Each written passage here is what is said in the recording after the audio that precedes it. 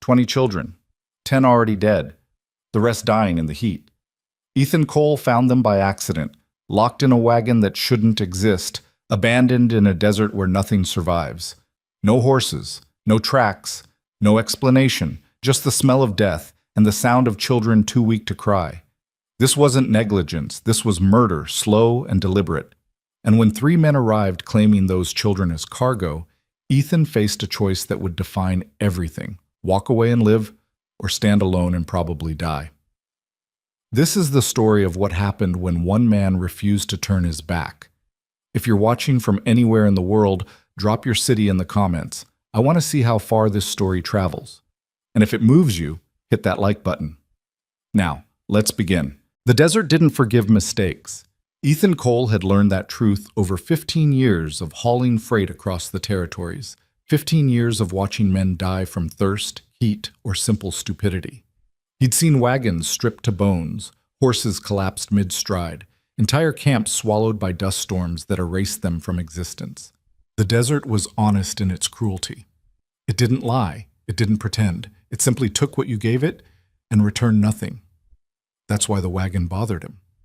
It sat alone in Dry Basin, maybe 300 yards below the ridge where Ethan had stopped to rest his horse. The basin stretched flat and lifeless in every direction, a pan of cracked earth and scattered creosote that nothing crossed without purpose. There were no settlements for 40 miles, no water, no reason for anything with wheels to be down there. But there it was. A covered freight wagon, stationary and tilted, its canvas sun-bleached to the color of old bone. No horses in the traces. No supplies stacked nearby. No camp, no fire ring, no sign that anyone had ever meant to stop there at all. Ethan pulled his hat lower against the glare and studied the scene. His horse, a gray gelding named Ash, shifted beneath him, nostrils flaring at something on the wind. The animal didn't like it, neither did Ethan. Smart men didn't investigate mysteries in the desert. Smart men kept moving. Ethan urged Ash forward anyway. The descent into the basin took 20 minutes, the slope gradual but treacherous with loose shale that clicked and scattered under Ash's hooves. The temperature climbed with every foot of elevation they lost. By the time they reached the basin floor, Ethan's shirt was soaked through, his mouth dry as paper despite the water he'd rationed that morning. The wagon looked worse up close. The rear axle had snapped clean through, dropping the back end into the dirt at an angle that would have made it impossible to move even with a team. The wheels were intact but weathered, spokes bleached gray, iron rims flaking rust. The canvas cover was lashed tight, no gaps, no tears. Whoever had secured it had done so carefully, too carefully. Ethan dismounted, boots crunching on the hard pan. Ash whinnied softly, ears pinned back. Ethan looped the reins over a wagon spoke and approached the rear gate. The smell hit him first. It came through the canvas, faint but unmistakable. The sweet, rotting thickness of death mixed with something sharper. Urine, sweat, human waste. Ethan's stomach turned. He'd smelled it before, in field hospitals during the war, in towns ravaged by fever. It was the smell of bodies failing, of life leaking away in the heat. He reached for the canvas ties. His hands moved mechanically, fingers loosening the knots, even as his mind screamed at him to stop, to mount Ash and ride hard in any direction that led away. The last tie came free. Ethan pulled the canvas aside. Sunlight poured into the wagon bed, and Ethan saw them. Children. 20 of them, maybe more, packed into a space meant for cargo. Small bodies pressed together in the shadows, some sitting, some slumped, some lying motionless on the wooden floor. Their faces were streaked with dirt and dried tears. Their clothes, simple cotton dresses, threadbare shirts, patched trousers, hung loose on frames too thin, too fragile. Some stared at him with hollow eyes that didn't blink. Others didn't move at all. Ethan's breath caught in his chest. "Jesus Christ," he whispered. A girl near the back shifted slightly, her lips cracked and bleeding. She tried to speak, but no sound came out. Her hand lifted an inch off the floor, fingers trembling, then fell still. Ethan's training took over. He climbed into the wagon, knees hitting the boards, and moved toward the nearest child, a boy, maybe 8 years old, curled on his side. Ethan pressed 2 fingers to the boy's neck, searching for a pulse. Nothing. He moved to the next. A girl with blonde hair matted to her skull. No pulse. The next. A boy with a birthmark on his cheek. Gone. The next. The next. The next. 10 children. All dead. Some had been gone for days, their skin waxy and discolored. Others were more recent, still warm to the touch. Ethan's hand shook as he moved through them, checking each one, hoping for something different, finding only stillness. The living ones watched him with expressions that held no hope, no fear, nothing but exhausted acceptance. They'd stopped expecting rescue. They'd stopped expecting anything. Ethan forced himself to breathe. "Who did this?" he said, his voice rough. "Who put you here?" A boy near the front, maybe 10 years old, dark hair, sharp eyes, despite the dehydration, spoke in a voice like dry leaves. "The man," he said. "Families. He said we were going to families." "What man?" The boy's throat worked, trying to swallow. "Tall. Talks like church.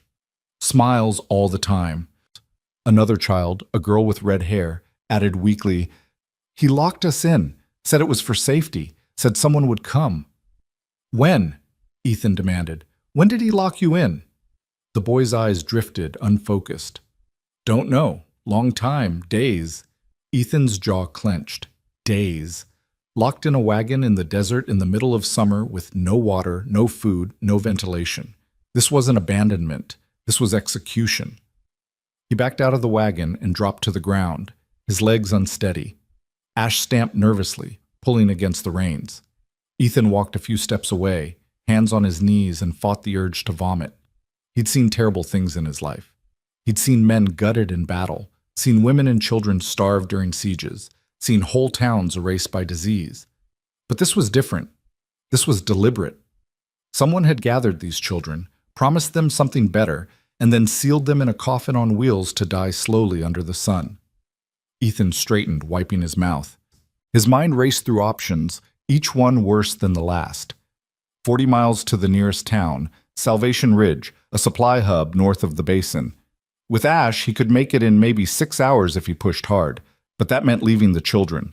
The living ones wouldn't last 6 hours. Hell, some of them wouldn't last one. He could stay, try to keep them alive with what little water he had. But he only carried 2 canteens, maybe 3 days' worth for himself. Split among 10 survivors, it would buy them an hour, maybe 2. And then what? They'd all die together, just slower. Or he could try to move them, rig something, use the wagon parts, drag them somehow. But the axle was broken, Ash couldn't pull that weight, and the nearest water source was 20 miles east, a spring that ran dry half the year. Every choice led to death. Ethan walked back to the wagon. The children's eyes followed him, flat and glassy. They knew. They understood the math as well as he did.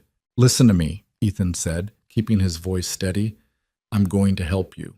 I don't know how yet, but I'm not leaving you here." The boy with dark hair blinked slowly. "You should go," he said, "before they come back." "Who's they?" "The men. They come sometimes, check on us." Ethan's blood went cold. When was the last time? The boy's face scrunched, thinking. "Yesterday. Maybe. Hard to tell." Ethan scanned the horizon. Empty in every direction, heat shimmer rising off the basin floor like water. If someone was watching this place, they'd see him from miles away. He was already exposed. No choice now. He was in it. He moved back to Ash and pulled both canteens from the saddle, along with a canvas tarp he used for makeshift shelter. The sun was already vicious, climbing toward noon, and it would only get worse.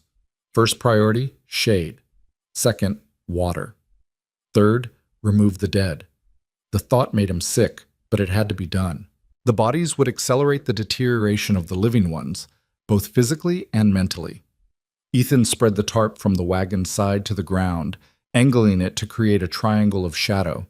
It wasn't much, but it was something. Then he climbed back into the wagon. "Can any of you move?" he asked.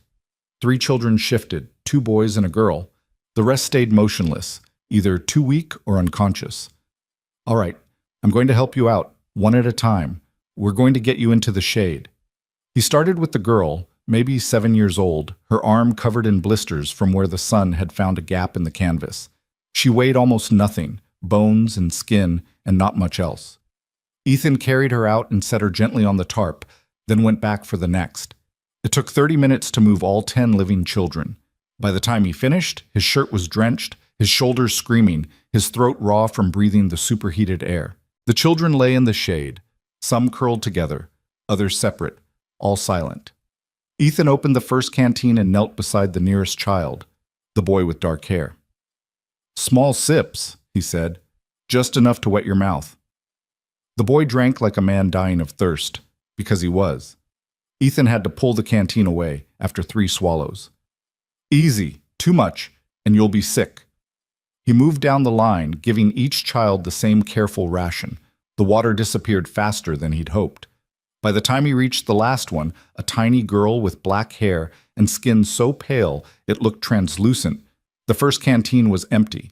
1 canteen left, maybe 20 swallows total. Ethan capped it and set it aside. Then he turned back to the wagon. The dead had to be moved. He worked in silence, lifting each small body and carrying it away from the wagon, laying them in a row on the hard pan. His mind went blank as he did it, refusing to process what his hands were doing. 10 children, 10 lives that had ended badly, alone, terrified. When it was done, Ethan stood over the row and removed his hat. He wasn't a religious man, hadn't been since the war, but the moment demanded something. "I'm sorry," he said quietly. "I'm sorry I didn't find you sooner." The wind picked up, scattering dust across the bodies. Ethan replaced his hat and walked back to the living. The boy with dark hair was watching him. "You can't save us," he said. "Maybe not," Ethan replied, "but I'm going to try." "Why?" Ethan crouched down, meeting the boy's eyes. "Because someone should have tried before. Because this shouldn't have happened. And because if I walk away, I'm no different than the man who locked you in there." The boy's expression didn't change, but something shifted behind his eyes, something small and fragile that might have been hope. "What's your name?" Ethan asked. "Samuel." "All right, Samuel, I need you to tell me everything. Who brought you here? How many men? Where were you before this?" Samuel's voice was faint, but he pushed through.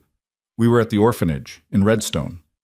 A man came, said he worked for families out west, said they wanted children.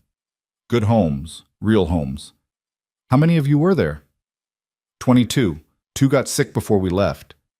The rest of us, he put us in the wagon, said it was a long trip, but we'd be safe. And then? We rode for days. He stopped sometimes, gave us water, bread. Then we got here and he said we had to wait. Said the families were coming soon. Samuel's jaw tightened. He locked the wagon, left us. Came back once, maybe twice. Didn't open it, just checked the lock and left again. Ethan's hands curled into fists. This man, what did he look like? Tall, thin, always wore black like a preacher, had a nice voice, made you want to trust him. Anyone with him? 2 others. Didn't talk much, just watched us. 3 men, armed probably. And if they'd been checking the wagon, they'd be back. Ethan stood, scanning the basin again. Still empty.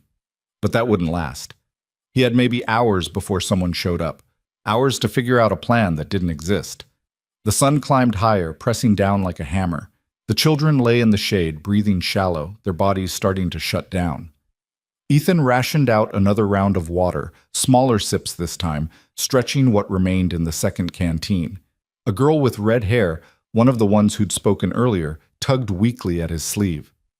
Are we going to die? Ethan looked at her, this child who'd been lied to, betrayed, left to rot in the heat. He wanted to tell her no. He wanted to promise she'd be fine. But he'd never lied to make someone feel better, and he wasn't going to start now. I don't know, he said. But I'm going to do everything I can to make sure you don't. She nodded slowly, accepting the honesty, and closed her eyes. Ethan stood and walked to the edge of the shade, staring out at the empty basin. 40 miles to Salvation Ridge. No horse could carry 10 children. No man could walk them that far. Not in this heat. Not in their condition. He was trapped. They were all trapped. And somewhere out there, the men who'd done this were coming back. Ethan checked his revolver, a Colt .45 he'd carried since the war. 6 rounds. He had a rifle in his saddle, a Winchester with maybe 10 more in the stock. 16 bullets against 3 men, maybe more. Not great odds, but he'd survived worse. The afternoon dragged on, the heat reaching brutal levels that turned the air thick and hard to breathe. Ethan kept the children hydrated as best he could, used his own shirt to wipe the sweat from their faces, whispered reassurances he didn't believe himself. One of the younger boys, maybe 6, with a mop of brown hair, stopped breathing around 3 o'clock. Ethan tried to revive him, pressing on his chest, breathing into his mouth, but it was too late. The boy's body had simply given out. Ethan carried him to the row of dead and added him to the line. 11 now. 9 left. As the sun began its slow descent toward the western horizon, Ash suddenly lifted his head, ears pricked forward. Ethan turned, hand moving instinctively to his revolver. Riders, 3 of them, coming from the north, still distant but closing fast. They moved with purpose, not the wandering pace of travelers. They knew exactly where they were going. Ethan's pulse quickened. He moved to the children. "Stay quiet," he said. "Don't say anything unless I tell you to." Samuel met his eyes. "They're going to kill you." "Maybe," Ethan said. "Or maybe I kill them first." He positioned himself between the wagon and the approaching riders, hand resting on his revolver, watching as the 3 figures took shape through the heat shimmer. The lead rider was tall and thin, dressed in black despite the heat, exactly as Samuel had described. He sat his horse like a man completely at ease, a slight smile on his face as he reined in 30 feet from Ethan. The other 2 flanked him, hard men with sun-scorched faces and rifles resting across their saddles. The man in black tipped his hat. "Good afternoon, friend," he said, his voice smooth and warm, like a preacher addressing his congregation. "Didn't expect to find anyone out here." Ethan didn't move. "Funny. I could say the same." The man's smile widened. "Name's Silas Mercer. These are my associates, Mr. Dalton and Mr. Pike. We're here on church business, transporting unfortunate souls to new homes." His eyes flicked to the children in the shade. "I see you've found our charges." "Your charges," Ethan repeated flatly. "That's right, orphans from Redstone. We're delivering them to families up north." Mercer gestured to the wagon. "Had some trouble with the axle, as you can see. Been waiting for a replacement." "In a locked wagon, in the middle of the desert, with no water." Mercer's expression didn't change. "A necessary precaution, I'm afraid.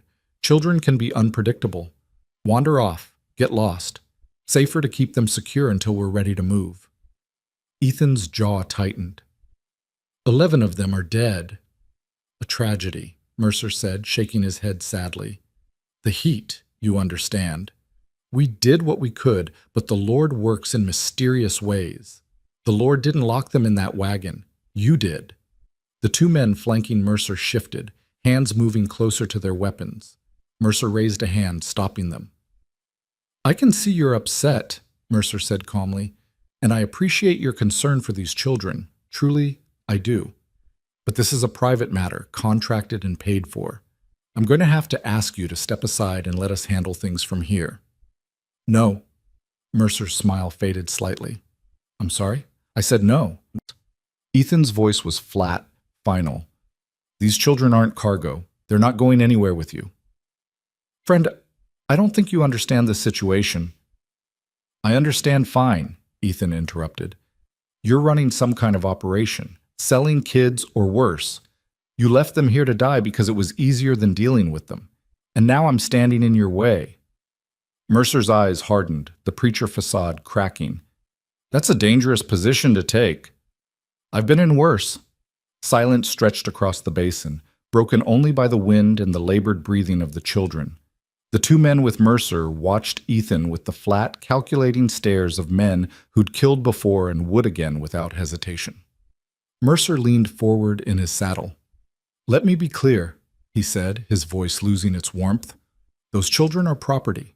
Legal property, signed over by the orphanage to my organization. You're interfering with a legitimate transaction." "There's nothing legitimate about leaving kids to die in a locked wagon." "Your interpretation," Mercer said. The law might see it differently, especially when I explain how a drifter attacked us while we were conducting our business. That the story you're going with? It's the story that'll be believed. Mercer straightened. Now, you seem like a practical man, so I'm going to make you an offer. You ride out of here, forget what you saw, and we forget you were ever here. Walk away. Live to see another day. Ethan's hand remained on his revolver. And if I don't? Mercer's smile returned, cold and empty. Then Mr. Dalton and Mr. Pike will put you in the ground next to those children, and no one will ever know you existed. Behind Ethan, one of the children whimpered. Samuel's voice, barely audible. Please don't. Ethan didn't turn around. He kept his eyes locked on Mercer, reading the man's body language, the subtle tells that would come before violence. Here's my counteroffer, Ethan said quietly. You turn those horses around and ride out. Leave the children. I'll get them to Salvation Ridge, tell the authorities what happened. You'll have a head start. Might even make it to Mexico before they catch up. Mercer laughed, a sound without humor. You're serious? Dead serious. One man, against three, with 9 dying children to protect. Mercer shook his head. That's not bravery, friend. That's suicide. Maybe, Ethan said, but I've made my choice. Question is, have you made yours? The moment hung suspended, the desert holding its breath. Ethan's fingers rested on his revolver's grip, every muscle coiled, ready. Mercer's eyes calculated, weighing options, measuring risk. Then something changed in Mercer's expression, a hardness settling in, a decision made.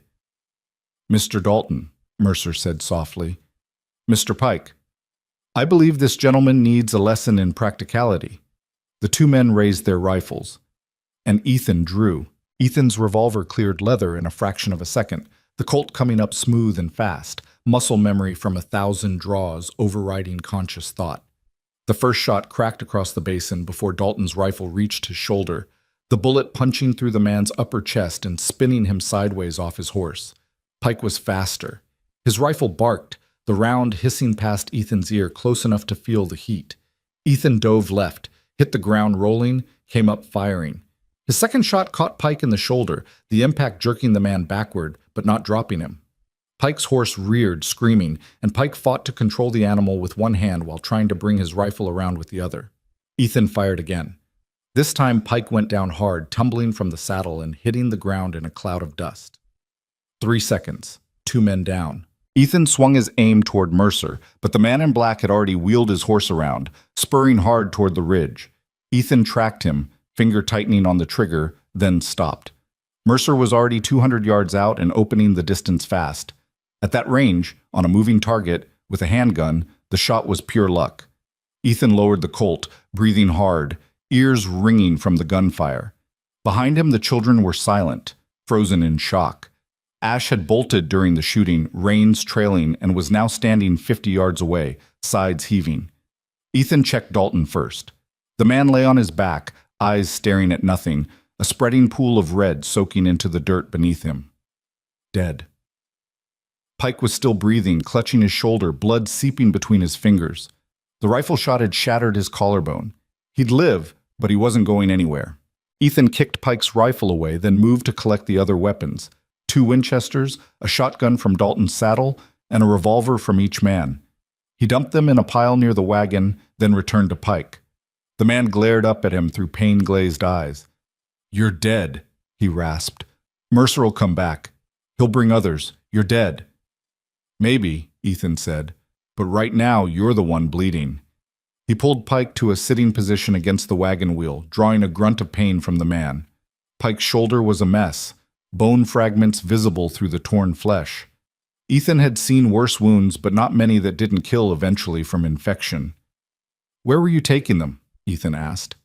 Pike spat blood. Go to hell. Ethan crouched down, meeting the man's eyes. You're going to bleed out in a few hours if that wound isn't treated. I can help you, or I can leave you here to die slow. Your choice. Where were you taking the children? Pike's face twisted with pain and calculation. Finally, he spoke. Rail station. 3 days west. Man named Culligan runs it. He pays for orphans. $50 a head. Pays for what? Whatever he wants. Labor. Worse things. Pike's mouth twisted into something like a smile. You think you saved them? You just delayed it. There's always another buyer. Always another deal. Ethan's jaw clenched. How many times have you done this? Enough. Orphanages are full of kids nobody wants. Easy pickings. Mercer talks pretty, signs papers, and we haul them out. Clean, legal, profitable. Nothing about this is legal. Pike laughed, a wet, painful sound. Legal's whatever the law says it is. And out here, there ain't no law, just money and guns. And you're on the wrong side of both. Ethan stood, looking down at the wounded man. Pike was probably right about Mercer coming back. The man had run, but he wouldn't run far. Not with money on the line and witnesses to eliminate. Ethan had maybe hours, possibly less, before the situation got worse. He walked back to the children. They stared at him with wide eyes, some frightened, some awed, all confused. Samuel was the only one who looked unsurprised. Is he dead? Samuel asked, nodding toward Dalton. Yes. Good. The word was delivered without emotion, just a simple statement of fact. Ethan knelt beside the boy. Listen to me. That man who rode away? He's going to come back, probably with more men. We can't be here when that happens. We can't walk, Samuel said. Most of us can barely sit up. I know. Ethan's mind raced through options, discarding each one as fast as it formed. The horses, Dalton's and Pike's mounts had bolted during the gunfight, disappeared somewhere into the basin. That left Ash, who could carry maybe 2 children if pushed. The wagon was useless with the broken axle. Walking was suicide. Unless... Ethan stood and moved to the wagon, examining it more carefully. The rear axle was snapped, but the front was intact. The wheels still turned. If he could separate the front section from the back, reduce the weight, maybe fashion some kind of sledge or travois.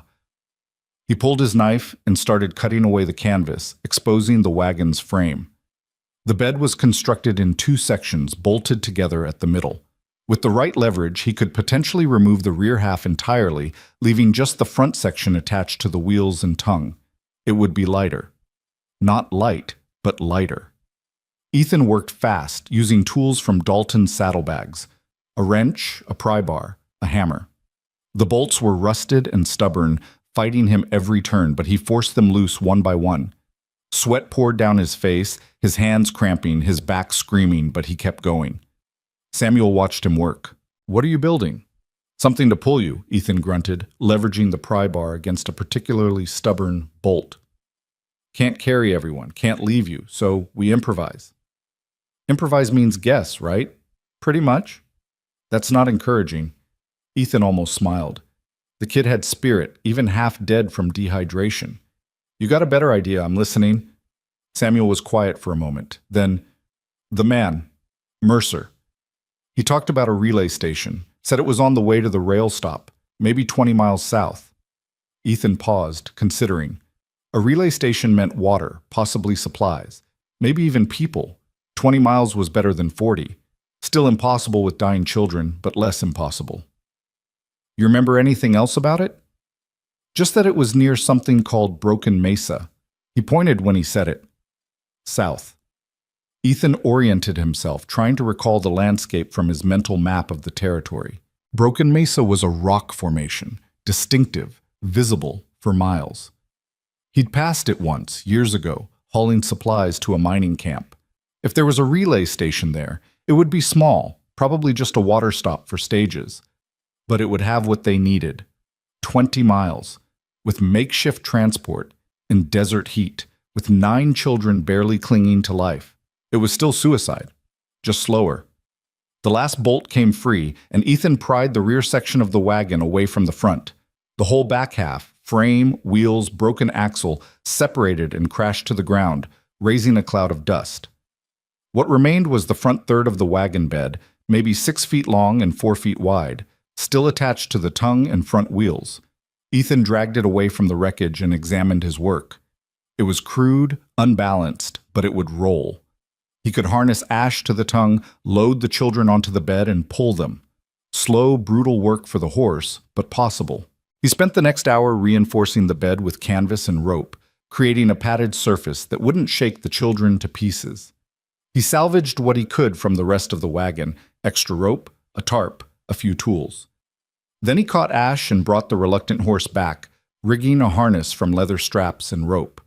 The sun was dropping toward the horizon by the time he finished, the temperature finally starting to break. Ethan moved the children one by one onto the makeshift sledge, arranging them as carefully as possible. 9 bodies, some conscious, some not, all too light, too fragile. The girl with red hair, her name was Emma, he'd learned, looked up at him with fever-bright eyes. "Are we really leaving?" "We're really leaving," Ethan confirmed. "What about him?" She nodded toward Pike, still slumped against the wagon wheel, pale and sweating. Ethan walked over to the wounded man. Pike's breathing had turned shallow, his eyes glassy. The blood loss was catching up to him. "I'm leaving you water," Ethan said, setting one of the captured canteens beside Pike. "And a gun." He placed Pike's revolver within reach. "You want to wait for Mercer? That's your business. You want to end it yourself? That's also your business. But I'm not taking you with us." Pike's lips moved, forming words that barely made sound. "You won't make it." "Probably not," Ethan agreed. "But I'm going to try." He turned away, ignoring whatever Pike said next, and moved back to the sledge. Samuel was watching him with an expression that was hard to read. "You gave him a gun," Samuel said. "I did." "He could shoot you." "He could try." Ethan checked the sledge one more time, making sure the children were secure. "But I don't think he will. Man like that, he's done. He knows it." "How do you know?" "Because I've seen that look before. In the war. In men who'd taken a wound they couldn't come back from. They get a kind of peace about it. Acceptance." Ethan glanced back at Pike. "He's just waiting now." Samuel absorbed this in silence. Then, "You were in the war?" "I was." "Which side?" Ethan met the boy's eyes. "Does it matter?" "No," Samuel said after a moment. "I guess it doesn't." Ethan gathered the reins and started to lead Ash forward. The sledge jerked, wheels catching in the hardpan, then rolled forward with a grinding sound that made Ethan wince. Ash pulled gamely, the horse's muscles bunching under the load, but the animal was already tired, already worked. This was going to be brutal.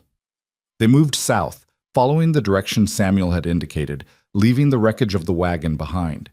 Ethan walked beside Ash, one hand on the reins, constantly watching the children for signs of distress. Every 50 yards he stopped to check on them, to adjust someone who'd shifted, to give tiny sips of water. The water situation was desperate. Between what he'd started with and what he'd taken from Dalton and Pike, he had maybe 4 canteens total. Rationed carefully, that might last 2 days. But 20 miles across open desert would take longer than 2 days, especially with stops, with the weight, with the heat. They'd have to find water. Had to. The sun touched the western horizon, bleeding red across the sky. The temperature dropped slowly, mercifully, though the ground still radiated heat like a cook stove. Ethan kept them moving, knowing that stopping meant stiffening up, meant giving doubt time to take root. Darkness came fast in the desert. One moment there was light, the next there were just stars and the pale glow of a rising moon.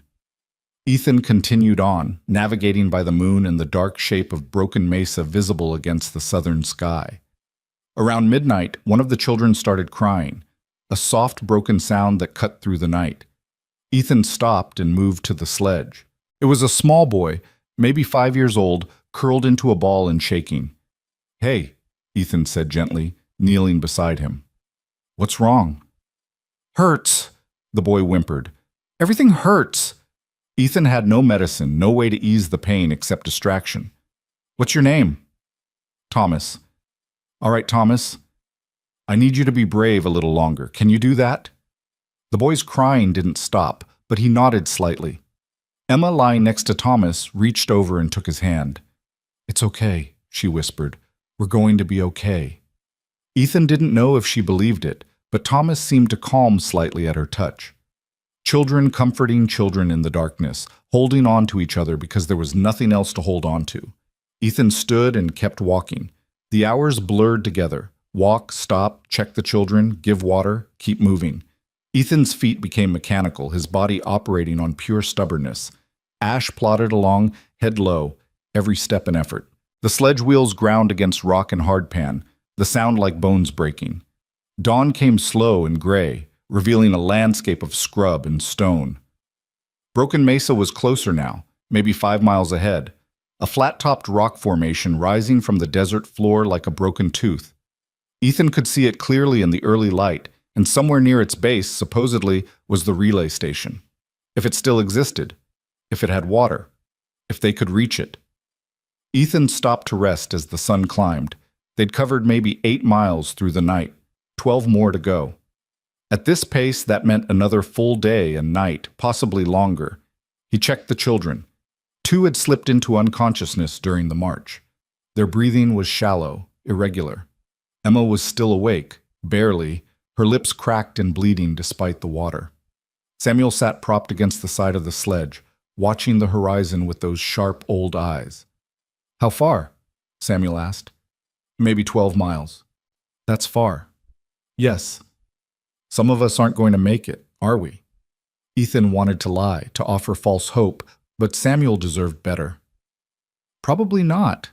The boy nodded, accepting this. "Which ones?" Ethan looked at the unconscious children. "Hard to say. The body's a strange thing. Sometimes the ones you think are strongest go first. Sometimes the weak ones surprise you." "Will I make it?" "You're talking, you're thinking, you're still fighting. That's good." Ethan met his eyes. "But I need you to keep fighting. No giving up. Understood?"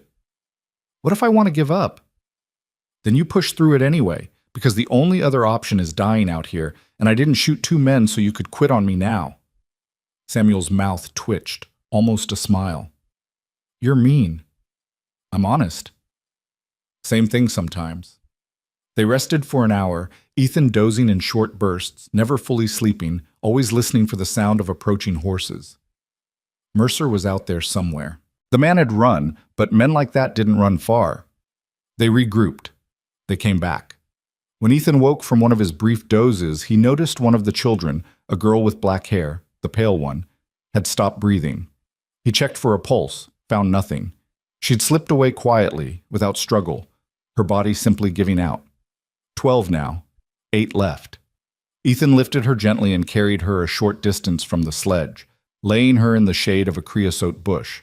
He had no tools to dig, no time to bury her properly.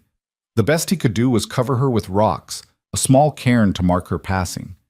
Samuel watched from the sledge. "What was her name?" Ethan realized he didn't know. He'd never asked. "I don't know." "That's sad, dying without someone knowing your name." "Yes," Ethan agreed quietly. "Yes, it is." He returned to the sledge and got them moving again. The sun climbed higher, turning the air thick and oppressive. Ethan's water ran out around noon. He gave the last of it to the children and continued on, his throat burning, his lips cracking, his head starting to pound. Dehydration set in fast. Within an hour, Ethan's thoughts began to drift, reality blurring at the edges. He kept walking because stopping meant death. The sledge kept rolling because Ash kept pulling. Everything else became distant, dreamlike. He thought about the war, about men he'd known, friends he'd buried, about a promise he'd made to himself after Appomattox to never stand by while people suffered, to never be the man who looked away. He'd broken that promise more times than he could count. Small moments, small failures. Seeing injustice and moving on because it wasn't his problem, wasn't his fight. But not this time. This time he'd stay. This time he'd fight, even if it killed him. The sun reached its peak and started its descent. Broken Mesa filled the southern horizon, close enough now to see details, the striations in the rock, the shadows of crevices. Ethan's vision swam, the formation seeming to move, to breathe. He stumbled, caught himself, kept moving. Behind him, on the sledge, one of the children started singing, a thin, wavering voice, the words unclear but the melody recognizable. Some hymn or folk song, something about home. Other voices joined in, weak and off-key, but together. Ethan focused on that sound, let it pull him forward. Around 4 in the afternoon, Samuel called out, "There, I see it!" Ethan looked up, blinking against the glare. At first he saw nothing, just more desert, more rock. Then his eyes focused and he spotted it. A cluster of buildings at the base of Broken Mesa, maybe a mile ahead. Small structures, weathered wood, a corral, the relay station. Ethan's pace quickened, adrenaline overriding exhaustion. Ash sensed it too, the horse picking up speed, pulling harder. The children on the sledge stirred, those still conscious lifting their heads to look. The station grew larger as they approached. 3 buildings total, a main structure with a porch, a smaller building that looked like a stable, and a water tower. The water tower made Ethan's heart pound. Water. They just needed to reach it. They were 100 yards out when Ethan saw movement on the porch. A figure stood, backlit by the setting sun. Then another figure emerged, and another. 4 men total, all armed, all watching the approaching sledge with interest. Ethan's hand moved to his revolver, but his fingers were clumsy, uncoordinated from dehydration. He forced himself to focus, to assess the situation. The men on the porch made no aggressive moves. They simply stood, waiting. Ethan pulled Ash to a stop 50 feet from the building. "We need water," he called out, his voice cracking. "Children are dying." One of the men, older, gray-bearded, wearing a vest despite the heat, stepped forward. "We can see that. Question is, what happened?" Ethan's mind raced, trying to form coherent thoughts through the fog of exhaustion. These men could be help. They could also be part of Mercer's operation.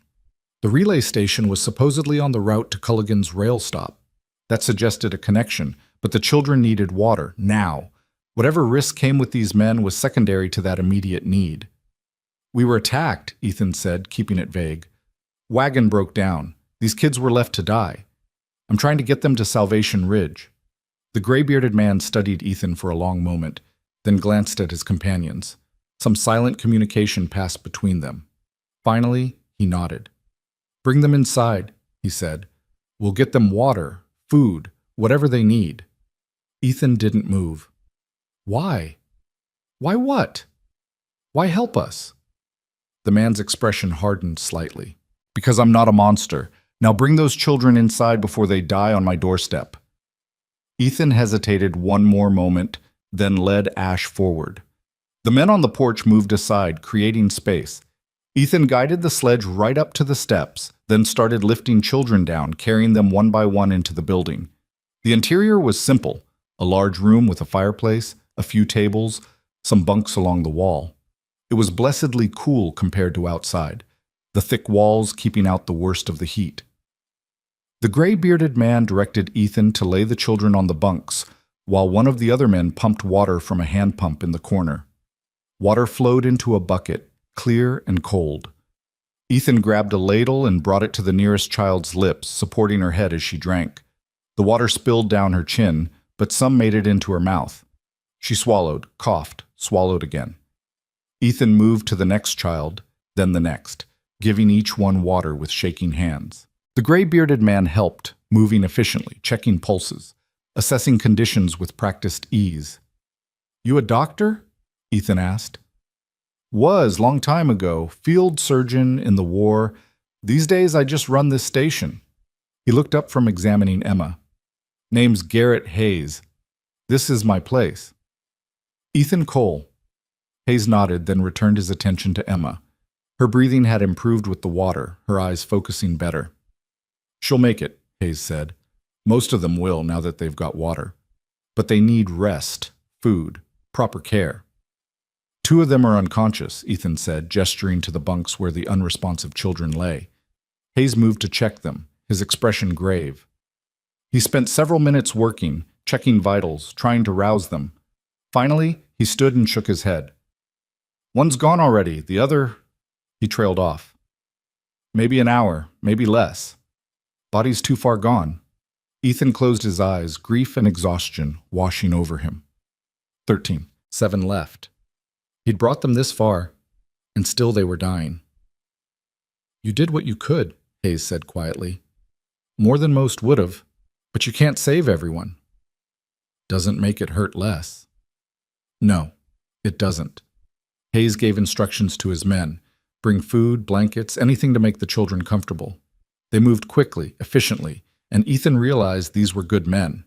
Whatever connection this station had to Mercer's operation, these men weren't part of it. Ethan collapsed into a chair, his body finally giving out now that the immediate crisis had passed. Hayes brought him water, and Ethan drank it down in great gulps, feeling the liquid work through his system like medicine. "Now," Hayes said, settling into a chair across from Ethan, "you want to tell me what really happened?" Ethan met his eyes. "How much do you know about a man named Silas Mercer?" Hayes's expression darkened. "Enough. He's used this station as a waypoint. Brings orphans through, says he's transporting them to families. I never liked it, never trusted him, but he had papers, contracts, everything looked legal. It's not legal. He's selling them. Rail station 3 days west to a man named Culligan." Hayes's jaw tightened. "I suspected as much, but suspecting and knowing are different things." He leaned forward. "What happened?" Ethan told him everything. Finding the wagon, the dead children, the confrontation with Mercer. Hayes listened without interrupting, his face growing darker with each detail. When Ethan finished, Hayes sat back, processing. "You killed Dalton?" "Yes." "And Pike?" "Left him wounded, maybe dead by now." "And Mercer ran?" "Yes." Hayes was quiet for a moment, then, "He'll come back. Men like Mercer don't leave loose ends, and you're a loose end, big one." "I know." "These children are loose ends too." "I know that too." Hayes stood and walked to the window, looking out at the desert bathed in orange sunset light. "How many men you think he'll bring?" "As many as he can gather. 5, maybe 10. We've got 4 here, counting you, not great odds." "I'm not asking you to fight," Ethan said. "This isn't your battle." Hayes turned, meeting his eyes. "Those children are in my station. That makes it my battle." He gestured to his men. "They feel the same. We've all got reasons to hate men like Mercer, men who prey on the weak." One of Hayes's men, a younger fellow with a scar across his cheek, spoke up. "I was an orphan once, lived through things no kid should. If Mercer's doing what you say, I want him stopped." The others nodded agreement. Ethan felt something loosen in his chest. He wasn't alone. For the first time since finding that wagon, he wasn't alone. "All right," Hayes said, his voice taking on a military precision. "If we're doing this, we do it smart. Mercer knows this station, knows the layout. We need to use that against him." They spent the next hour planning, preparing. Hayes's men checked weapons, reinforced the doors and windows, positioned supplies. The station became a fortress, crude but defensible. As night fell, Samuel found Ethan sitting on the porch, watching the darkness. The boy sat down beside him, quiet for a long moment. "Thank you," Samuel finally said. Ethan glanced at him. "For what?" "For not leaving us. For killing those men. For caring. Someone should have cared before it got this far." "But they didn't. You did." Samuel's voice was steady, mature beyond his years. "That matters." Ethan didn't know how to respond to that, so he just nodded. They sat together in silence, watching the stars emerge. Somewhere out there, Mercer was gathering men, preparing to come back. Somewhere out there, death was riding toward them. But right now, in this moment, 7 children were alive who shouldn't be. 7 children who had a chance. And Ethan would fight to give them that chance, whatever it cost. The night deepened. Inside the station, Hayes posted guards at the windows. The children slept, their breathing steadier now, their bodies beginning to heal. And Ethan waited for what morning would bring, knowing it would bring blood and violence and a reckoning long overdue. The attack came with the dawn, exactly as Ethan had expected. He'd been awake for hours, sitting near the window with his Winchester across his knees, watching the horizon slowly emerge from darkness. The desert transformed in stages, first black, then gray, then pale blue as the sun prepared to break. Hayes stood at another window, equally vigilant, while his men rotated guard positions throughout the night. The children slept fitfully on the bunks, their small bodies finally getting the rest they desperately needed. One more had died during the night, a boy named Jacob who'd simply stopped breathing around 3 in the morning. Hayes had moved him to a back room, covering him with a blanket, adding another name to the list of those who hadn't made it. 6 children left.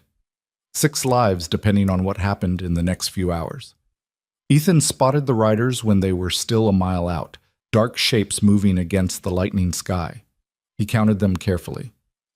7 horses, 7 men. Mercer had brought reinforcements, just as predicted. "They're coming," Ethan called softly. Hayes moved to his position, peering through the gap they'd left in the shuttered window. 7. That's more than I hoped.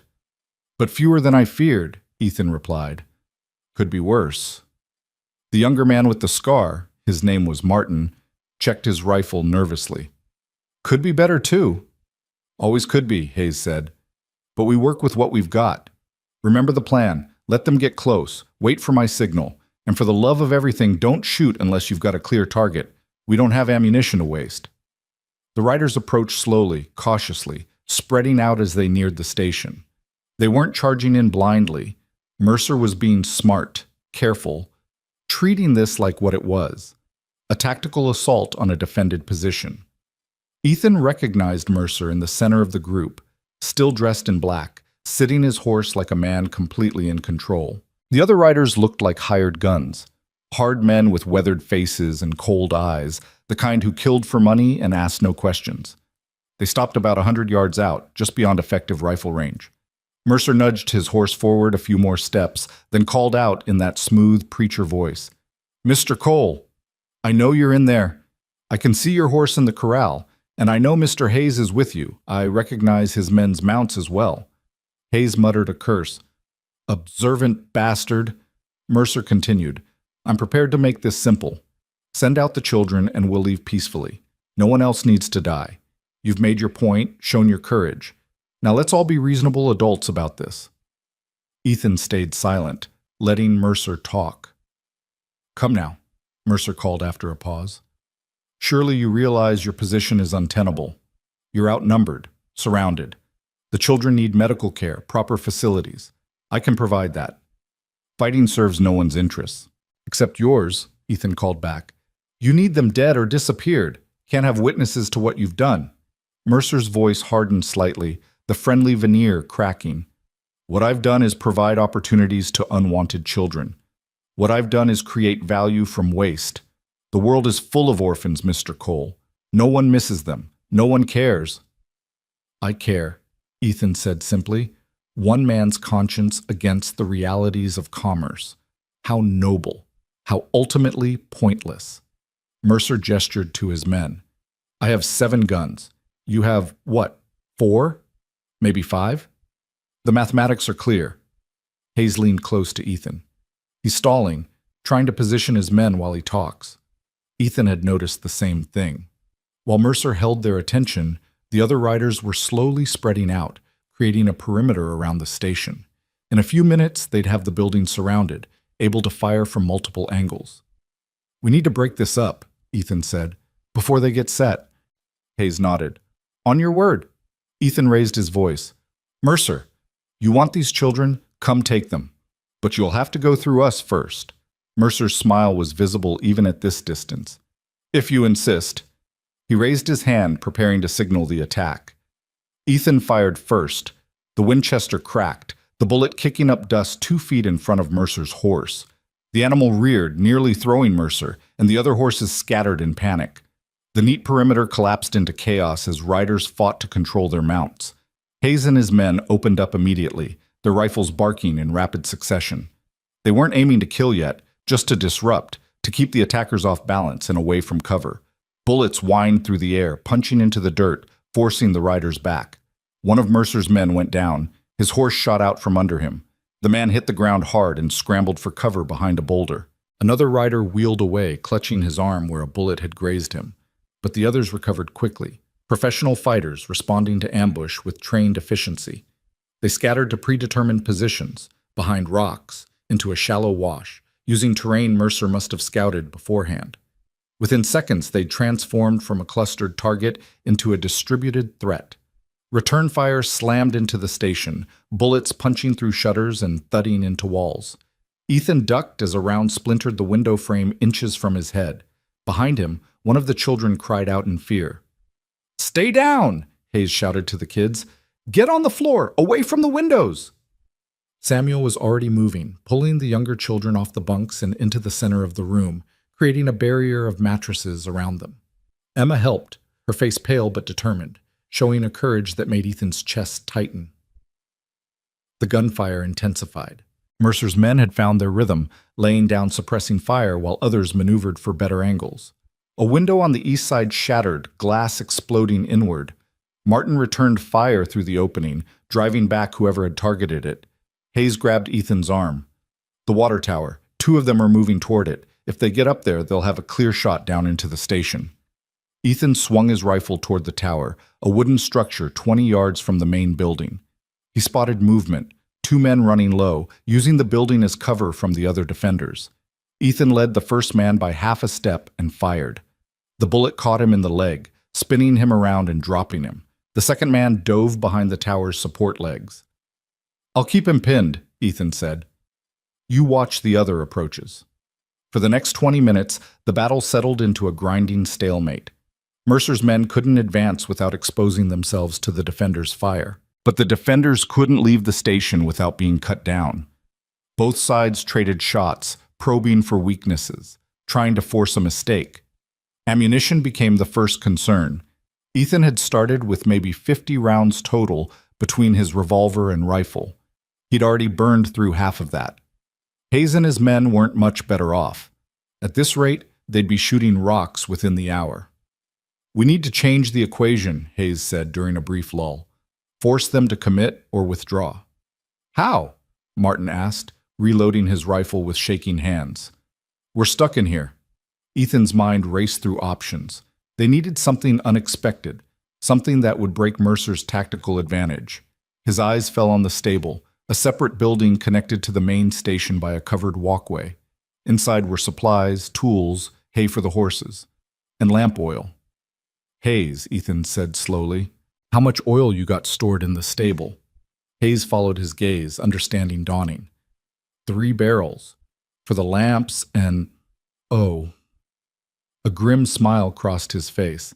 That could work. "What could work?" Martin asked. "Fire," Ethan said. "If we can get oil to their positions, light it up, we force them to move. Out in the open, we've got better odds." "That's insane," Martin protested. "The wind could blow it back on us, could burn the whole station." "Could," Hayes agreed. "But sitting here waiting to run out of bullets is definitely going to get us killed.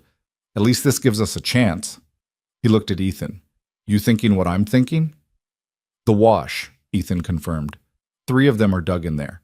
It's downhill from here, runs east to west. We pour oil from the tower's high side, let it flow down into the wash, then light it. "Turn their cover into a trap," Hayes said. "I like it.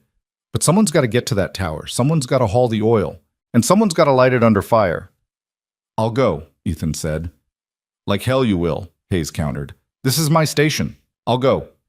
You're the only one here with medical training. These kids need you alive. I'm expendable." "Nobody here is expendable," Hayes said firmly. Then he paused, reconsidering. "But you're right about the medical training." "Damn it!" He looked at Martin. "You and I will provide covering fire.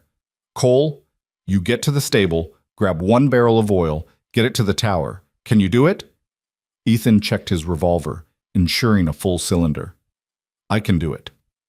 "Then move fast. We'll only be able to suppress them for about 30 seconds before they adjust." Ethan took a breath, centering himself the way he'd learned in the war. Fear was useful, kept you sharp, but panic got you killed. He visualized the route, out the back door, across 20 feet of open ground to the covered walkway, through to the stable, grabbed the barrel, back through the walkway, 15 feet to the water tower, up the ladder. 45 seconds if everything went perfect. A minute if it didn't. "On my mark," Hayes said, positioning himself at the window. Martin took the east window, rifle ready.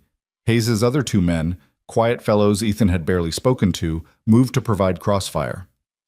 3, Hayes counted. 2, 1, mark. All 4 defenders opened fire simultaneously, a coordinated volley that forced Mercer's men to duck and cover. Ethan bolted for the back door, yanked it open, and ran. The distance to the covered walkway felt like miles. Bullets whined past him, one so close he felt the air displacement. He hit the walkway at full sprint. his boots pounding on wooden planks, and burst into the stable. The oil barrels sat against the far wall. Ethan grabbed the nearest one, a 40-pound weight that made his shoulders scream as he hefted it. He turned, started back toward the walkway, and saw movement in the doorway. One of Mercer's men had flanked around, following Ethan's route. The man raised his pistol, a smile on his face, and Ethan knew he was too slow, too burdened, too dead. Samuel appeared behind the man like a ghost, swinging a wooden plank with all the strength his small body could muster. The plank connected with the back of the man's skull with a solid crack. The man staggered, his shot going wild, and Samuel hit him again. The man went down hard. Ethan stared at the boy, who stood there breathing hard, the plank still gripped in both hands. "Go!" Samuel shouted. "I'll watch the door!" There was no time to argue. Ethan ran back through the walkway, the barrel sloshing, oil leaking from the seams.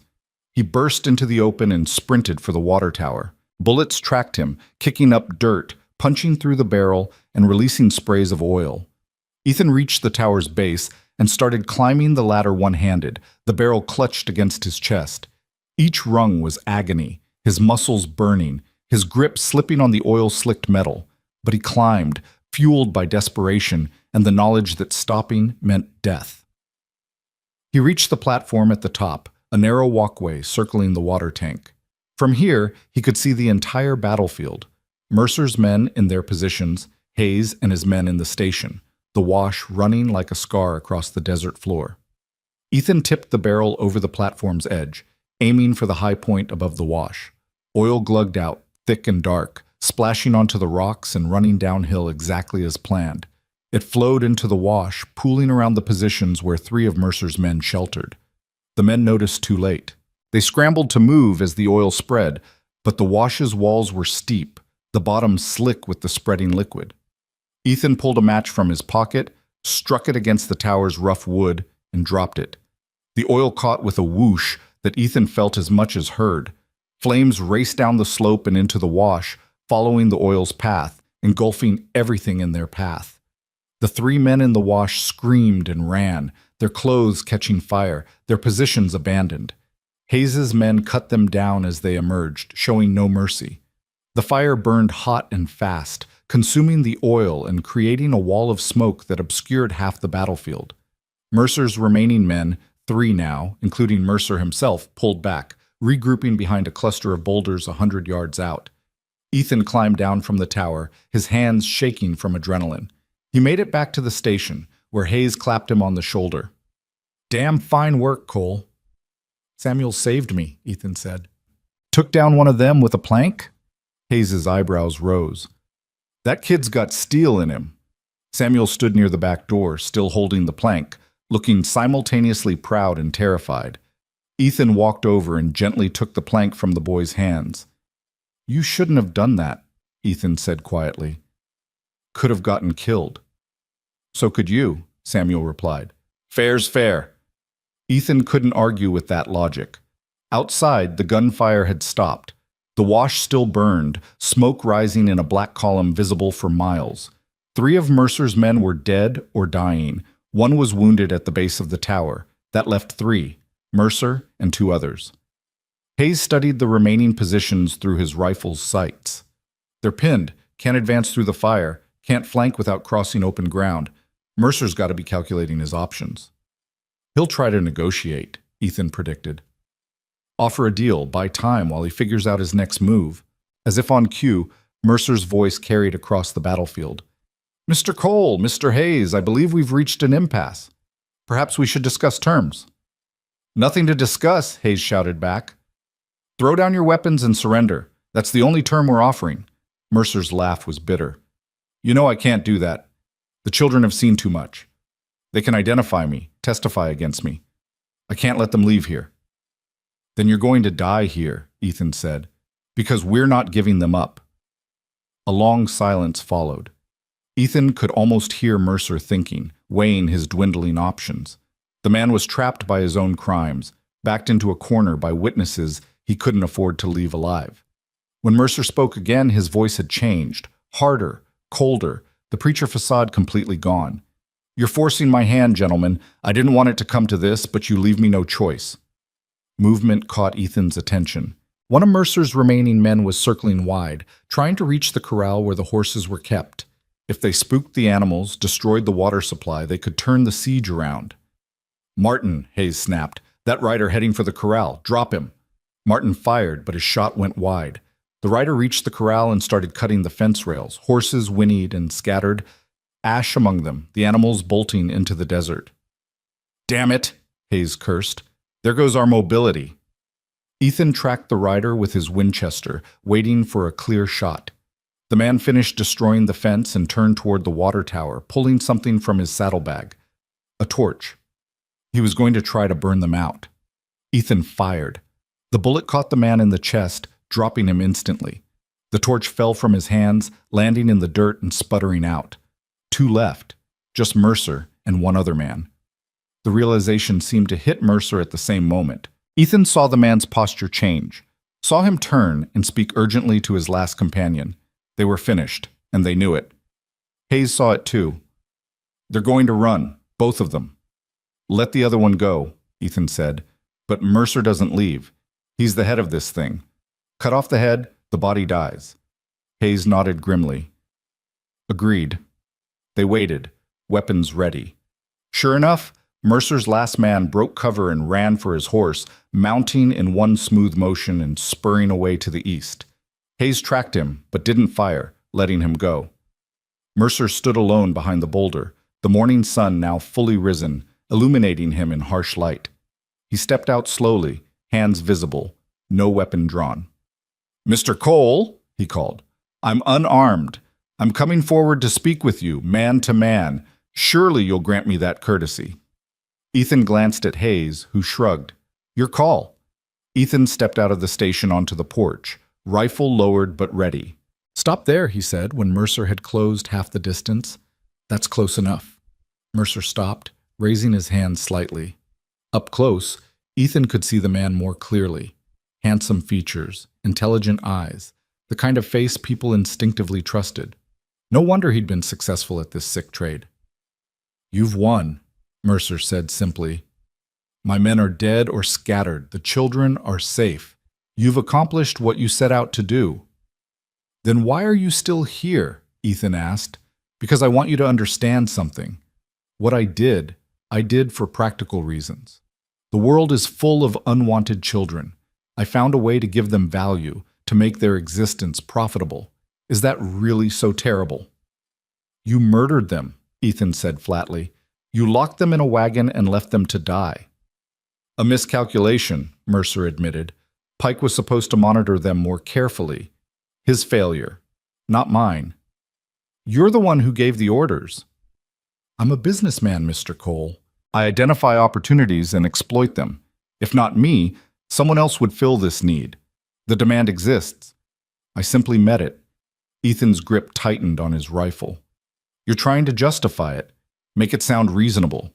But there's no version of this where you're not a monster." Mercer's expression hardened. "And what are you? A killer. You've murdered 5 men today. How is that different?" "I killed to protect the innocent. You killed for profit." "Semantics. We're both killers, Mr. Cole. The only difference is you've convinced yourself you're righteous." Behind Ethan, the station door opened, small footsteps on the porch. Ethan didn't turn, didn't take his eyes off Mercer, but he knew who it was.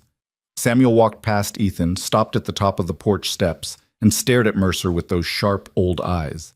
The boy was silent for a long moment, just looking at the man who'd betrayed him, who'd promised him a family and delivered death. "Why did you lie to us?" Samuel finally asked, his voice quiet but clear. Mercer's smooth facade cracked. For the first time he looked uncomfortable, unable to meet the boy's gaze. "Why?" Samuel repeated. "We trusted you. We believed you when you said families wanted us.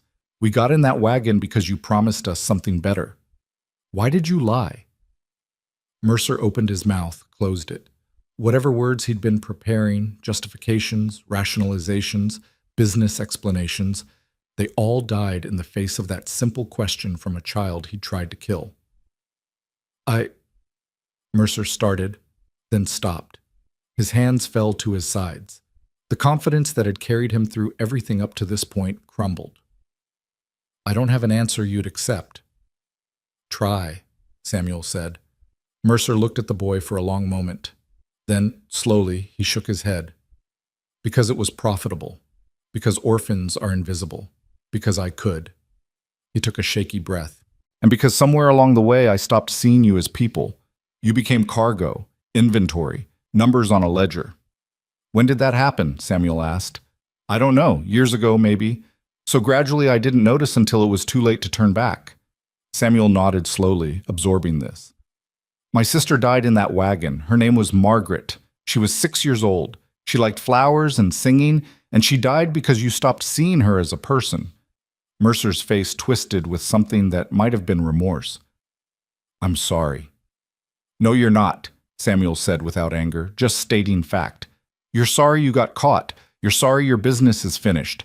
But you're not sorry about Margaret. You don't even remember her." Mercer had no response to that. Samuel turned and walked back into the station, leaving Mercer standing alone in the morning light. Ethan raised his rifle, aiming at Mercer's chest. His finger rested on the trigger. One shot, one squeeze. Justice for 22 children, 11 of them dead, the rest scarred forever. "Do it," Mercer said quietly. "It would be cleaner than what's waiting for me otherwise." Ethan's finger tightened, then, slowly, he lowered the rifle.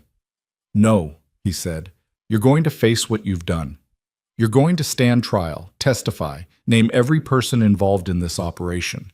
You're going to spend the rest of your life knowing what you became." "That's not mercy," Mercer said. "I know." Hayes emerged from the station with rope, and together they bound Mercer's hands. The man didn't resist, all the fight gone out of him. Whatever had broken during his conversation with Samuel had stayed broken. As they secured him to a post on the porch, hoofbeats sounded from the north. Ethan turned, hand moving to his revolver, then relaxed when he saw the riders. A sheriff's badge glinting on the lead man's vest, a posse of 6 following behind. The sheriff reined in and dismounted, taking in the scene, the burning wash, the dead bodies, the bound prisoner, the frightened children peering from the station windows.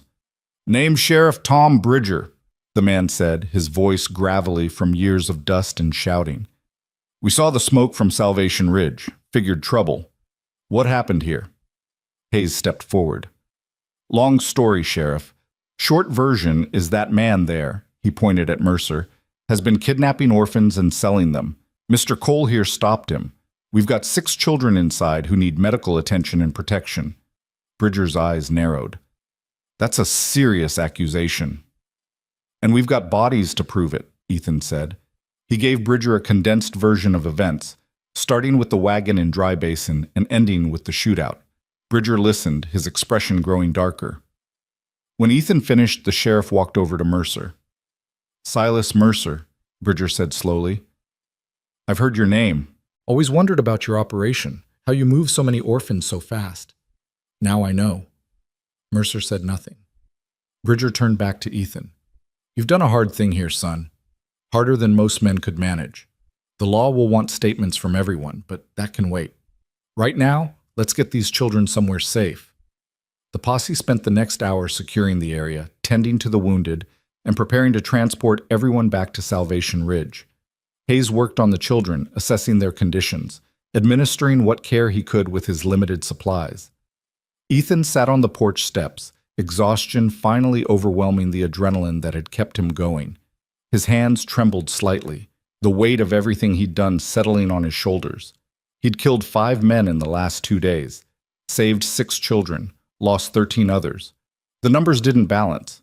They never would. Samuel sat down beside him, the boy moving stiffly, his body showing the toll of their ordeal. They sat in comfortable silence for a moment, watching the sheriff's men work. "What happens now?" Samuel asked. "Sheriff takes you to Salvation Ridge. Real doctors will look at you, make sure you're healing properly. Then they'll find you homes. Real ones this time." "What about you?" "I go back to hauling freight, I guess. Back to my life." Samuel considered this. "Will you forget about us?" Ethan looked at the boy, at this child who'd shown more courage than most soldiers Ethan had known. "No," he said honestly. "I don't think I could, even if I wanted to." "Good," Samuel said. Because I won't forget you either. None of us will. Emma joined them on the steps, along with two other children, Thomas, the small boy who'd cried during the march, and a girl named Claire. They gathered around Ethan, these survivors, these children who'd been to hell and somehow made it back. You gave us a chance, Emma said softly, when no one else would. Ethan didn't know what to say to that, so he just nodded. The sun climbed higher, burning away the last of the night's coolness. Sheriff Bridger approached, his face grave. We found the bodies, he said, from the wagon, and we found Pike dead where you left him. That makes 13 children total. Who didn't survive? 14, Ethan corrected. One died last night here at the station. Bridger removed his hat, running a hand through his hair. 14 children. Christ, this is going to be national news. Papers will run it for weeks. Good, Hayes said, joining them. Maybe it'll wake people up to what's happening in these orphanages, how vulnerable these kids are. Maybe, Bridger agreed, and Mercer's going to talk. He'll give up names, locations, everyone involved. We can shut this whole operation down. What about the man who was buying them? Ethan asked. Culligan, at the rail station. We'll get him, Bridger promised, and anyone else Mercer names. This ends now. As they prepared to leave, Ethan walked over to where Mercer sat, still bound to the post. The man looked smaller somehow, diminished. The confidence and charisma completely evaporated. Those children in there, Ethan said quietly, they're going to live full lives. They're going to grow up, have families of their own, tell their children and grandchildren about what happened. And your name will be remembered as the monster in their story, the man they survived. That's your legacy now. Mercer looked up at him, and for a moment Ethan saw something human in those eyes. Regret, maybe, or shame. But it was gone quickly, replaced by empty resignation. I know, Mercer said. Ethan turned away and didn't look back. The journey to Salvation Ridge took the rest of the day. The sheriff's posse had brought a proper wagon, and the children rode in relative comfort, cushioned by blankets and attended by Hayes. Ethan rode alongside on a horse Bridger had provided, his body aching from wounds he hadn't even noticed acquiring during the fight. They reached Salvation Ridge as the sun set, the town's lights appearing like stars against the darkening desert. The whole population seemed to turn out, drawn by news of the shootout and the rescued children. A doctor took charge immediately, ushering the kids into his office, while the town's women brought food, water, and concerned questions. Ethan found himself telling the story again and again, to the mayor, to concerned citizens, to a reporter who'd somehow materialized with notebook and pencil. Each telling was exhausting, forcing him to relive moments he'd rather forget. Finally, late into the night, he escaped to a boarding house room Bridger had arranged. He sat on the bed, too tired to even remove his boots, and stared at the wall. A soft knock came at the door. Ethan opened it to find Hayes standing in the hallway. Thought you might need this? Hayes said, offering a bottle of whiskey. Ethan took it gratefully. Thanks. Hayes sat in the room's single chair while Ethan took a long pull from the bottle. The whiskey burned, settling his nerves slightly. You did good today, Hayes said. Better than good. Exceptional. Doesn't feel exceptional. Feels like I lost. You saved 6 children who would have died otherwise. That's not losing. Tell that to the 14 I couldn't save. Hayes was quiet for a moment. You know what I learned in the war as a field surgeon? You can't save everyone. Sometimes you have to choose. Sometimes you do everything right, and people still die. And sometimes you do everything wrong, and people still live. The only thing you can control is whether you try. And if trying isn't enough, then at least you tried. At least you stood when others would have walked away. Hayes leaned forward. Those 6 children wouldn't be alive without you. That has to count for something. Ethan took another drink, wanting to believe it, wanting the numbers to balance in some cosmic ledger that made the deaths worth the saves. Get some sleep, Hayes said, standing. Doctor says the children will be recovered enough to talk in the morning. They'll want to thank you properly. After Hayes left, Ethan finally pulled off his boots and lay back on the bed. Sleep came hard, filled with dreams of locked wagons and dying children, and a choice he'd make again despite knowing how it would end. Because Hayes was right. Some things were worth the cost, even when the cost was nearly everything. Morning brought clarity and pain in equal measure. Ethan woke to sunlight streaming through the boarding house window and the immediate awareness of every injury his body had sustained over the past 3 days. His shoulders ached from hauling the sledge. His hands were raw from rope and reins. Bruises he didn't remember getting painted his ribs in shades of purple and yellow. But worse than the physical pain was the weight in his chest, the knowledge of what he'd witnessed, what he'd failed to prevent. He dressed slowly, each movement deliberate, and made his way downstairs. The boarding house dining room was nearly empty, most of the town already about their morning business. The proprietor, a gray-haired woman named Mrs. Chen, brought him coffee and eggs without being asked. "Heard what you did," she said quietly. "Heard about those children. The whole town's talking about it." Ethan nodded, not trusting himself to speak. "My daughter was an orphan," Mrs. Chen continued, "from San Francisco. I took her in when she was 7, raised her as my own. She's grown now, married, living in Denver." She set the coffee cup down firmly. "What you did matters. Don't let anyone tell you different." After she left, Ethan sat with his coffee and tried to reconcile that statement with the faces of the children he'd buried in the desert. It mattered, yes. But to whom? Not to the 14 who'd died. Not to their families, if they had any. The mathematics of salvation were cruel. 6 saved against 14 lost. And somehow, he was supposed to feel good about those numbers. Sheriff Bridger found him there an hour later, looking like he hadn't slept much himself. "Doctor says the children are awake and asking for you," Bridger said, dropping into the chair across from Ethan. "Thought you'd want to know." "How are they?" "Recovering, physically anyway. Mentally." Bridger shook his head. "That's going to take time. Maybe a lifetime. But they're alive to have that time, which is more than they had 2 days ago." They walked together to the doctor's office, a neat building on the edge of town with a painted sign reading Dr. William Foster, physician. Inside, the smell of carbolic acid and laudanum hung in the air, mixing with the morning sunshine that poured through tall windows. The 6 children were arranged in beds along one wall, looking small and fragile against white sheets. But they were clean now, properly fed, their wounds dressed. Dr. Foster, a thin man with wire-rimmed spectacles, moved among them with practiced efficiency. "Mr. Cole," the doctor said, looking up, "your timing is excellent. I've just finished my morning examination. The children are weak, dehydrated, and malnourished, but barring infection or unforeseen complications, they should make full physical recoveries." "And the other kind of recovery?" Ethan asked. Foster's expression sobered. "That's beyond my expertise. What these children experienced, that leaves scars you can't see. They'll need time, patience, and people who care enough to help them heal." Samuel sat up in his bed as Ethan approached, the boy's face breaking into something that wasn't quite a smile but held the same warmth. Emma was in the next bed and Thomas in the one beyond. The others, Claire, a boy named David, and a tiny girl named Ruth who couldn't be more than 4, watched Ethan with a mixture of gratitude and lingering fear. "You came," Samuel said. "Said I would." Adults say lots of things.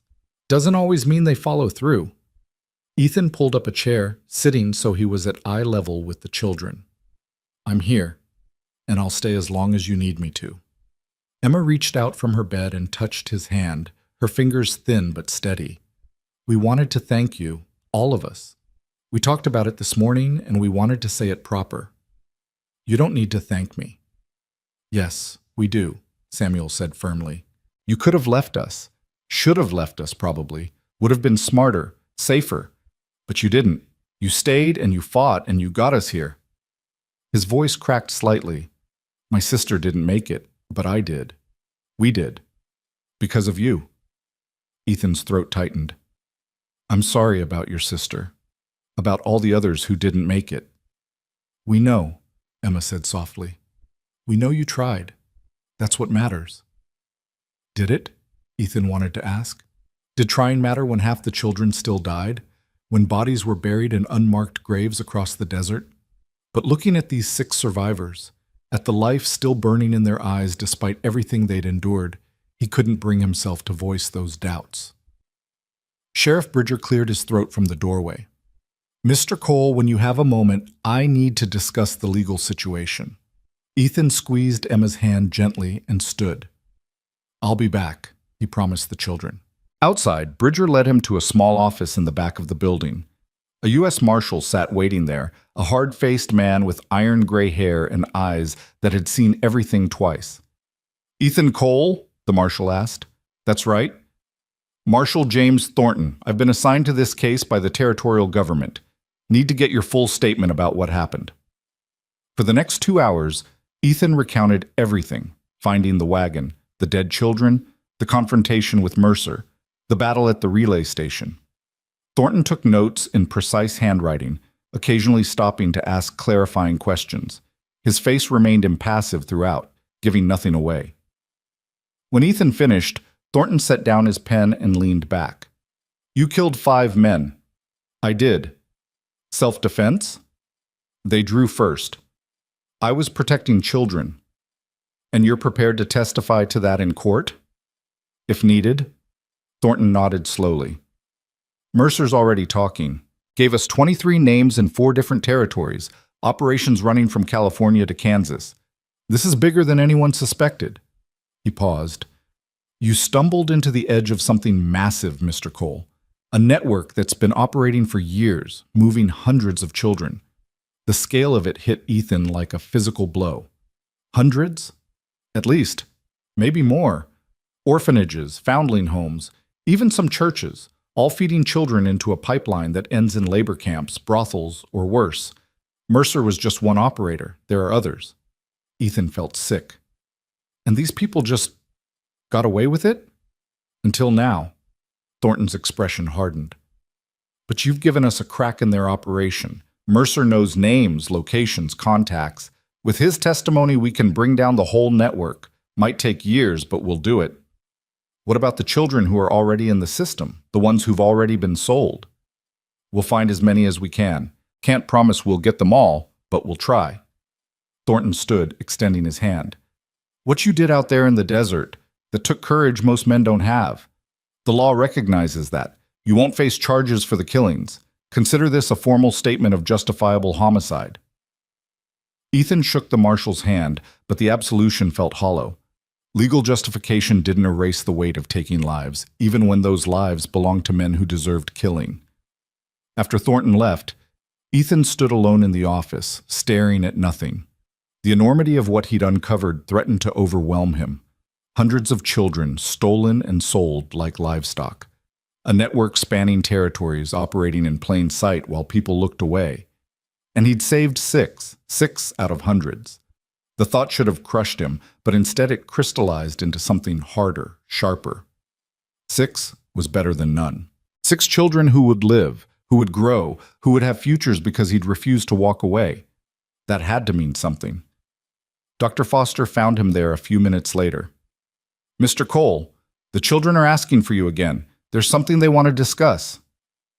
Back in the ward, all 6 children were sitting up now, having clearly been conferring among themselves. Samuel acted as spokesman, his young face serious. We've been talking, Samuel said, about what happens next. The sheriff says they're going to find us homes, families who'll take us in. That's right, Ethan confirmed. But we don't know these families. Don't know if they're lying like Mercer did. Don't know if we can trust them. Ethan knelt beside Samuel's bed. I understand your fear, but Sheriff Bridger is a good man. He'll make sure you go to real families, people who actually want children, not... He stopped, unable to finish. Not like what Mercer promised, Emma said quietly. We know.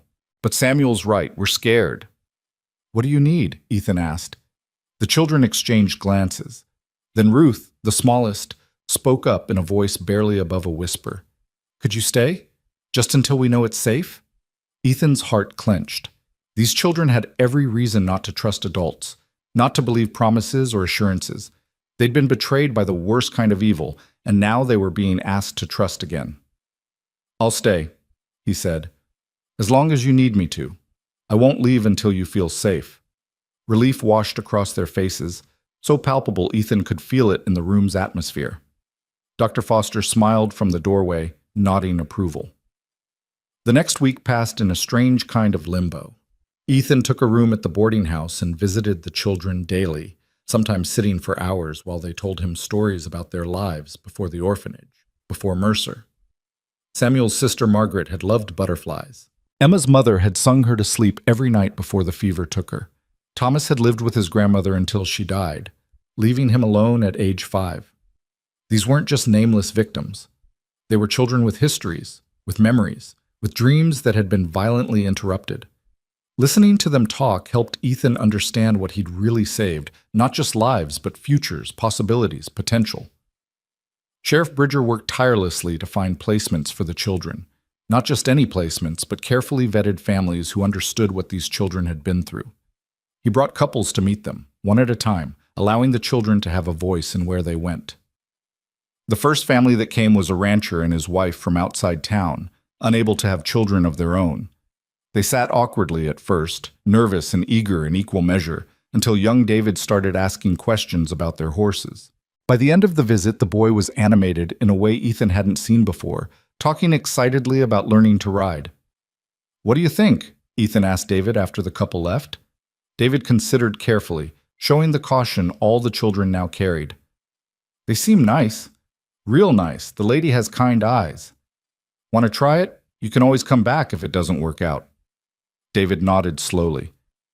I think I want to try." A week later, David left with his new family, waving goodbye from their wagon with a smile that made Ethan's chest ache. 1 down, 5 to go. Ruth went next, to a school teacher and her husband who'd lost their own daughter to scarlet fever years before. The woman wept when she first saw Ruth, and Ethan tensed, ready to intervene if needed. But Ruth walked to the woman on her own, studying her face with those solemn eyes, then climbed into her lap. They sat like that for an hour, the woman holding Ruth while the girl finally allowed herself to be a child who needed comfort. Claire found a home with a baker and his wife, drawn by the promise of learning to make bread and the warm, yeasty smell that clung to the couple's clothes. Thomas was adopted by a doctor in a neighboring town, someone Dr. Foster vouched for personally. That left Samuel and Emma. They were the oldest, the hardest to place. Families wanted younger children, easier children, ones who hadn't seen quite so much darkness. But Ethan refused to let them settle for just any home. These two had been through hell and back. They deserved families who understood that, who were prepared for the nightmares and the silences and the hard days ahead. It was Emma who found her match first, with an unexpected source. Mrs. Chen, the boarding house proprietor, approached Ethan one evening. "My daughter in Denver," she said. "I told her about the girl, about Emma. My daughter's husband is a lawyer, works with orphan children. They've been trying to have their own, but..." She trailed off. They asked if Emma might consider coming to live with them. Emma met them when they came to Salvation Ridge, a young couple with earnest faces and careful manners. The wife, Catherine, asked Emma about her interests, her fears, what she hoped for in a family. Not promising anything, just listening, really listening. "They live in a city," Emma said to Ethan afterward. "I've never seen a city." Scared? A little, but also excited. Is that wrong? After everything, to be excited? "No," Ethan said firmly. "It's not wrong. It's exactly right. You deserve to be excited about your future." Emma left on a Tuesday morning, hugging Ethan so hard his ribs ached. "I'll write to you," she promised. "I'll tell you everything. I'll look forward to it." And then there was only Samuel. The boy took the departures of the others with stoic acceptance, genuinely happy for them, but increasingly quiet as his solitude grew. Dr. Foster had released him from medical care, and now Samuel spent his days helping around the boarding house, doing odd jobs, staying busy. Ethan found him one afternoon sitting on the boarding house porch, staring at the desert to the south, the direction they'd come from, where everything had started. "Thinking about your sister?" Ethan asked, sitting beside him. Samuel nodded. "She should be here. Should have gotten a family too. It's not fair." "No, it's not. Everyone keeps saying everything happens for a reason, that maybe Margaret's in a better place now. But that's garbage, isn't it? There's no reason. She just died because a bad man did a bad thing." Ethan was quiet for a moment, then said, "You're right. There's no reason that makes it okay. Sometimes bad things just happen, and we're left to figure out how to keep living after. How do you do it? Samuel asked. Keep living when people you care about die? You carry them with you. Remember them. Let their memory push you to be better, to do better. Your sister loved butterflies, you said. Maybe someday you make sure there's a garden somewhere with flowers that attract butterflies. Maybe you name your own daughter Margaret. Maybe you just stop and watch butterflies when you see them and think of her. Ethan put a hand on the boy's shoulder. The people we lose don't really leave us. Not completely. They change us, shape us. Your sister's still with you, Samuel. She always will be. Samuel leaned against Ethan's side, and they sat in silence while the sun tracked across the sky. That evening, Sheriff Bridger came to the boarding house with news. There's a family, he said, in Tucson, teacher and his wife. They've raised 3 boys of their own, all grown now. They specifically asked for an older child, someone who might need more patience and understanding. What do you know about them? Ethan asked. Tom and Sarah Whitmore. I sent a telegram to the marshal in Tucson, asked him to check them out personally. He says they're solid people, patient, kind, experienced with children who've had hard starts. Tom teaches at the local school. Sarah volunteers with the church orphan committee, actually trying to reform how they handle placements. Ethan studied Bridger's face. You trust this marshal's judgment? With my life. If he says the Whitmores are good people, they're good people. They presented the option to Samuel, who listened carefully, asked thoughtful questions, and then requested time to think about it. Ethan walked with him through Salvation Ridge, past the shops and houses, while the boy processed. What if they don't like me? Samuel finally asked. What if I'm too much? Too angry or too sad or too difficult? Then they're not the right family, and we keep looking. But Samuel, any family that can't handle difficult emotions isn't a family you want anyway. You've been through trauma. You're going to have hard days. The right family will understand that. The others all found families. Good families, I think. But what if mine doesn't work out? What if I'm the only one who ends up alone? Ethan stopped walking and turned to face the boy. Listen to me. You are not going to end up alone. I promise you that. If this family doesn't work, we find another. If that one doesn't work, we keep looking. And if we can't find the right fit, then... He paused, the words forming before he'd fully thought them through. Then you come with me. Samuel's eyes widened. What? I haul freight, live out of hotels and boarding houses, spend weeks on the road. It's not a great life for a kid, but it's better than being alone. Better than being somewhere you're not wanted. You'd do that? Take me with you? If it came to that, yes. Samuel stared at him for a long moment, then threw his arms around Ethan's waist, holding tight. Ethan returned the embrace, feeling the boy shake with suppressed sobs. It's okay, Ethan murmured. Whatever happens, you're going to be okay. When Samuel pulled back, his eyes were red but determined. I want to meet them, the Whitmores. I want to try. The Whitmores arrived 3 days later, and from the moment they stepped off the stage, Ethan could see Bridger had been right. Tom Whitmore was a tall man with laugh lines around his eyes and ink stains on his fingers. Sarah was smaller, with graying hair and a warm smile that reached her eyes. They didn't rush Samuel, didn't overwhelm him with promises or expectations. They simply sat with him and talked. We don't expect you to call us Ma and Pa right away, Sarah said. Maybe never, if that doesn't feel right. We just want to give you a home, a safe place to figure out who you want to be. We heard what happened to you, Tom added. What you survived. That took incredible strength. We're not going to pretend that didn't happen or try to make you forget. We just want to help you move forward when you're ready. Samuel asked them questions about their sons, about Tucson, about what life would be like. They answered honestly, not painting an unrealistic picture, but not hiding behind false modesty either. After they left to check into their hotel, Samuel turned to Ethan. What do you think? I think they seem genuine, but what matters is what you think. Samuel was quiet for a long time. I think I want to try, but I'm scared. Being scared is okay. Being scared means you're being smart, protecting yourself. Trust has to be earned, especially after what you've been through. Will you write to me? Check on me? Every week, Ethan promised. And if anything feels wrong, if you need help, you tell me immediately. I'll come get you, no questions asked. Samuel nodded, looking both terrified and hopeful. Okay, let's do it. The day Samuel left was harder than Ethan had anticipated. The boy stood on the stage platform with his small bag of belongings, clothes donated by the town, a few books, a carved wooden butterfly that Ethan had commissioned from a local craftsman in memory of Margaret. I don't know how to say goodbye, Samuel admitted, his voice breaking. Then don't say goodbye. Say, see you later, because this isn't the end. We'll see each other again. Samuel hugged him fiercely. You saved my life. All our lives. I won't forget that. Ever. You saved yourself, Samuel. I just gave you the chance. The Whitmores gave Ethan space for the farewell, understanding its importance.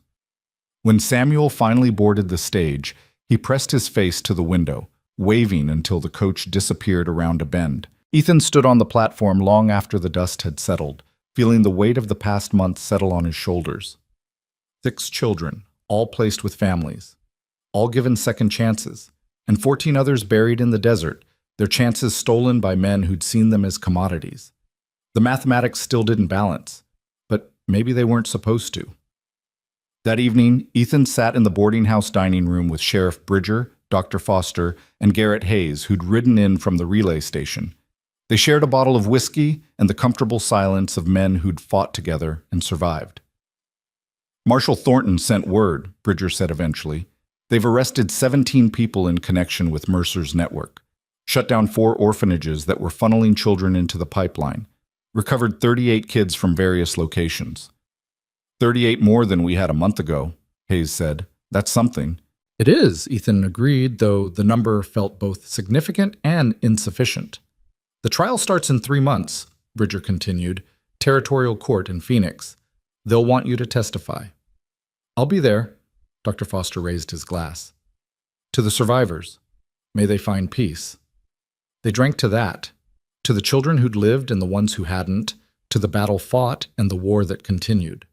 Later that night, alone in his room, Ethan pulled out a piece of paper and began writing. The first letter went to Samuel in Tucson, keeping his promise. The second went to Emma in Denver. He wrote to each of the children, short notes letting them know he was thinking of them, that he was here if they needed him. Then he wrote a different kind of letter, one he'd been composing in his head for days. It was addressed to the territorial governor, detailing everything he'd seen, everything he'd learned about the trafficking network. He described the conditions in Mercer's wagon, the dead children, the systematic nature of the operation. He demanded reform, stricter oversight of orphanages, better tracking of child placements, real consequences for those who preyed on the vulnerable. He didn't know if the letter would change anything, probably wouldn't, but silence meant complicity, and he'd been silent too many times in his life. The next morning, Ethan prepared to leave Salvation Ridge. His business had been delayed long enough, freight contracts waiting that couldn't wait forever.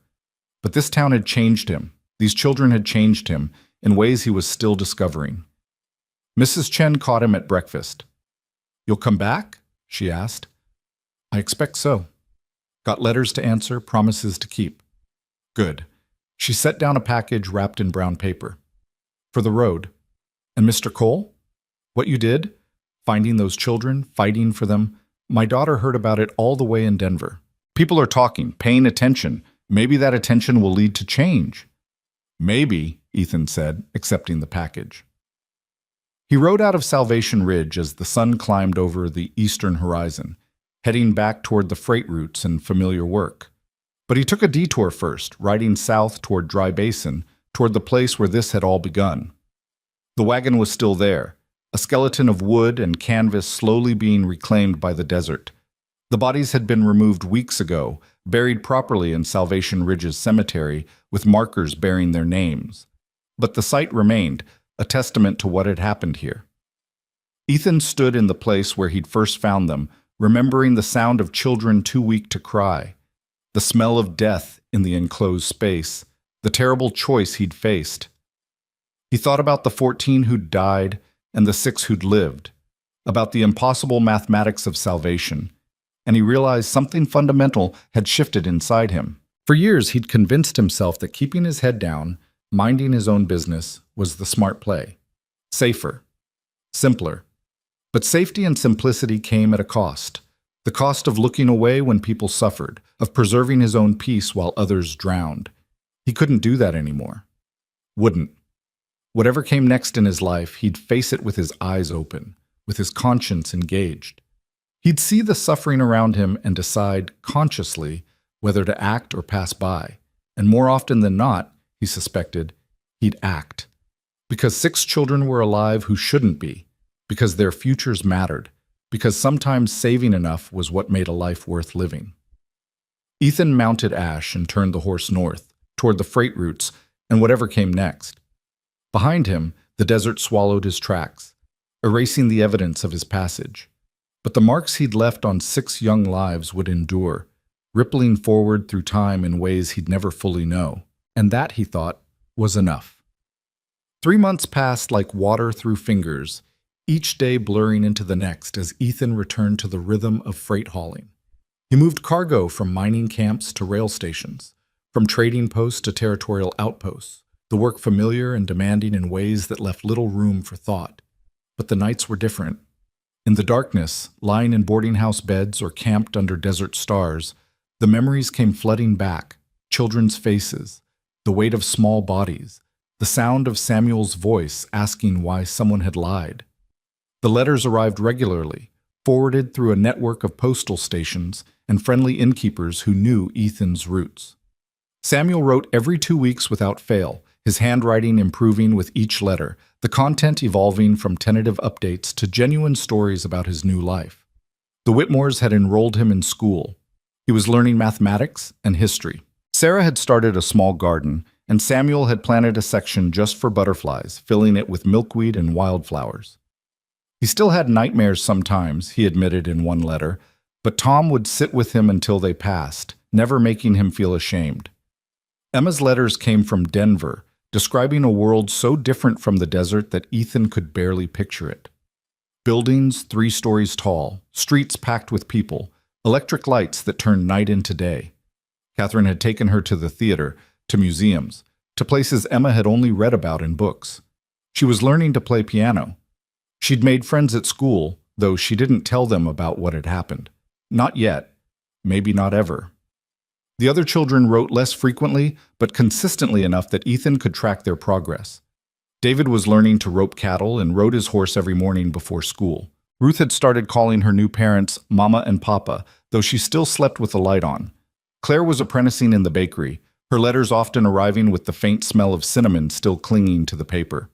Thomas was thriving under the doctor's tutelage, already talking about medical school someday. 6 children, 6 different futures, all unfolding because of a choice made in the desert heat. But 14 others had no futures at all, and that weight never fully lifted. The trial began on a Tuesday in October in the territorial courthouse in Phoenix. Ethan arrived the day before, checking into a hotel near the court building, surprised by the size of the crowd already gathering. News of the case had spread throughout the territories and beyond, newspapers running headlines about the Desert Angels and the orphan trade scandal. Reporters had tried to interview Ethan multiple times during his travels, but he declined every request. This wasn't about him. It was about justice for children who'd been treated as merchandise. Marshal Thornton met him in the hotel lobby that evening, looking tired but grimly satisfied. "We've got 17 defendants," he said, spreading papers across a table. "Mercer's the central figure, but we've connected him to orphanage directors, railroad officials, labor contractors, even 2 judges who signed fraudulent adoption papers. The network was more extensive than we initially thought." "How many children total?" Ethan asked. "We've documented cases involving 243 children over the past 6 years. Those are just the ones we can prove. The actual number is probably double that." The magnitude hit Ethan like a physical blow. Nearly 500 children stolen and sold while the world looked away.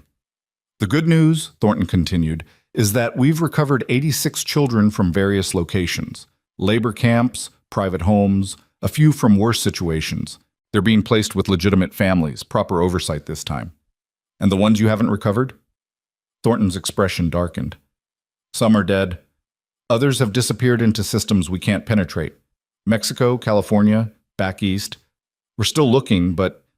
He trailed off, the unspoken truth hanging between them. "What do you need from me?" Ethan asked. "The truth. Exactly what you saw, what you experienced. The defense is going to argue that Mercer was running a legitimate placement service, that the deaths were tragic accidents but not crimes. Your testimony destroys that narrative. You're the witness who can't be discredited. You had nothing to gain, you saved children at personal risk, and you have no agenda beyond justice." The trial opened to a packed courtroom, every seat filled with journalists, concerned citizens, and people whose lives had been touched by the orphan trade. Ethan sat in the witness gallery, watching as the prosecution laid out their case with methodical precision. Documents showing fraudulent contracts, testimony from orphanage workers who'd been pressured to hand over children, financial records proving payments for what were supposed to be free adoptions. And then there were the children themselves. The prosecution had brought 6 of the recovered victims to testify, all older children deemed capable of handling the courtroom environment. One by one, they took the stand and told their stories, promises of families that turned into labor camps, adoptions that were actually sales to brothels, children who'd watched friends die from neglect and abuse. Ethan watched the jury's faces as they listened, saw the horror and disgust register, saw the shift from skepticism to conviction. These weren't abstract crimes, these were real children describing real suffering. Mercer sat at the defense table, his smooth facade still in place, but Ethan could see cracks forming. The man's confidence had eroded over the months in custody, his expensive suit hanging looser on a frame that had lost weight, his eyes carrying a haunted quality that hadn't been there before. Ethan was called to testify on the 3rd day. He took the stand and placed his hand on the Bible for the oath, the irony not lost on him, swearing on a holy book to tell the truth about men who'd preyed on the vulnerable while claiming religious authority. The prosecutor, a sharp-featured woman named Elizabeth Kern, approached with a gentle expression. "Mr. Cole, can you describe in your own words what you found in Dry Basin on the afternoon of August 14th? Ethan spoke clearly, laying out the discovery of the wagon, the condition of the children, the bodies of those who'd already died. The courtroom was absolutely silent as he described lifting small corpses from the wagon bed, the heat and smell, the hollow eyes of the survivors who'd stopped hoping for rescue. "And what did you do when you made this discovery?" Kern asked. "I tried to save them. Gave them what water I had, created shade, started moving them toward help." "You could have left. Ridden to the nearest town for assistance. Why didn't you?" Ethan met her eyes. "Because they would have died before I got back. Every minute mattered." Kern walked him through the entire sequence of events, the confrontation with Mercer, the shootout, the desperate march to the relay station, the agonizing decisions about who to help first when resources were limited. Ethan didn't embellish or dramatize. He just told it straight, the way it had happened. "Mr. Cole," Kern said, "in your professional opinion as someone who spent 15 years traveling these territories, hauling freight in all conditions, could the deaths of those children have been accidental? Could this have been, as the defense suggests, a tragic mishap involving a broken wagon and unfortunate timing?" Ethan shook his head. "No, ma'am. That wagon was deliberately placed in a location with no water, no shelter, no reason for anyone to pass by. The children were locked inside, no way to escape. And from what the survivors told me, they'd been checked on at least once and deliberately left to die. This wasn't an accident. It was murder." The defense attorney, a slick man named Harrison who wore expensive suits and spoke in practiced tones, tried to shake Ethan's testimony during cross-examination. He suggested Ethan had misunderstood what he'd seen, that the children's statements were unreliable, that the shootout had colored Ethan's perception of events. "Isn't it true, Mr. Cole, that you killed 5 men during this incident?" Harrison asked, his tone suggesting scandal. "I did. And you expect this court to believe that a man capable of such violence is an objective witness? I killed men who were shooting at me and threatening children. I'd do it again under the same circumstances. That doesn't change what I saw in that wagon." "You've become quite the hero in the newspapers, haven't you? The desert angel who saved the orphans. Doesn't that give you a motive to exaggerate what happened, to make yourself look more heroic?" Ethan's jaw tightened. "I didn't ask for attention. Didn't want it. I just wanted those children to live.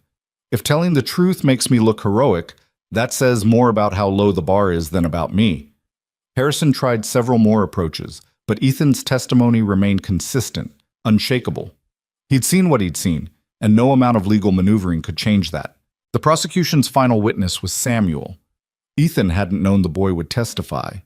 The Whitmores had brought him to Phoenix, and as Samuel walked to the stand, Ethan saw how much the boy had changed in 3 months. He stood taller, moved with more confidence. His face had filled out from regular meals, but his eyes still carried the weight of what he'd experienced. Samuel took the oath and sat down, his gaze finding Ethan in the gallery. Ethan nodded encouragingly. Kern approached gently. "Samuel, I know this is difficult, but I need you to tell the court about your experience with Mr. Mercer. Can you do that?" Samuel nodded. "He came to our orphanage in Redstone, said he worked for families who wanted children, said we'd have real homes, people who'd care about us." His voice was steady, clear. "He showed us papers, official-looking things. The orphanage director believed him. We believed him." "What happened after you left the orphanage?" "We traveled for days. 22 of us in the wagon. At first it was okay. He gave us food and water, let us out to stretch. But then we got to the desert and everything changed. He locked us in, said it was for our safety. Said the families would be there soon." "Did the families come?" "No, nobody came.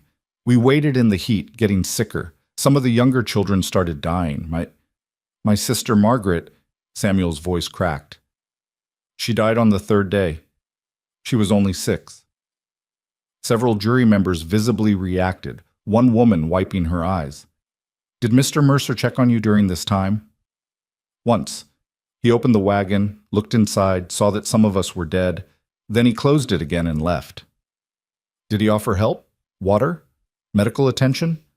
"No, he just looked at us like we were cargo that had spoiled. Then he locked it again." Harrison tried to discredit Samuel during cross-examination, suggesting the boy was confused, that trauma had distorted his memories. But Samuel remained calm, answering each question with the same unwavering consistency. "Isn't it possible," Harrison suggested, "that Mr. Mercer intended to return with help, but was delayed?" Samuel looked directly at Mercer. "Then why did he tell Mr. Cole we were cargo? Why did he try to kill Mr. Cole for saving us? If he meant to help, why did he fight so hard to stop the person who actually did?" Harrison had no answer to that. The trial lasted 2 weeks. The defense called character witnesses for Mercer, people who claimed he was a philanthropist, a man dedicated to helping orphans. But the prosecution systematically demolished each claim with financial records showing payments for children, testimonies from victims, and the undeniable evidence of 14 bodies pulled from a wagon in Dry Basin. The jury deliberated for 6 hours. When they returned, the foreman stood and read the verdict. Guilty on all counts for Mercer, trafficking in persons, murder, conspiracy, fraud. The other defendants received similarly devastating verdicts, their network of exploitation laid bare and condemned. Mercer's face remained blank as the verdicts were read, but his hands trembled slightly on the table. The judge set sentencing for the following week, but everyone in the courtroom knew what it meant. Mercer would hang. Outside the courthouse, reporters mobbed Ethan, shouting questions, demanding statements. He pushed through them without comment, finding sanctuary in a quiet restaurant where Marshal Thornton was waiting. "You did well in there," Thornton said, sliding a whiskey across the table. Ethan took it, drinking slowly. "Doesn't feel like victory." "Never does with cases like this. Too much damage already done. But we stopped them. That's something." "What happens to the children you recovered, the 86? "Placement process, same as the ones you saved. We've reformed the system, implemented new oversight. It won't be perfect, but it'll be better." Thornton paused. "You know, you could help with that. The territorial government is setting up a new agency to monitor child placements. They need people with integrity, people who actually care. They asked if you'd be interested." Ethan considered it, turning the glass in his hands. "I'm a freight hauler. Don't know anything about running an agency. You know right from wrong. You know how to stand up when others look away. That's more valuable than administrative experience."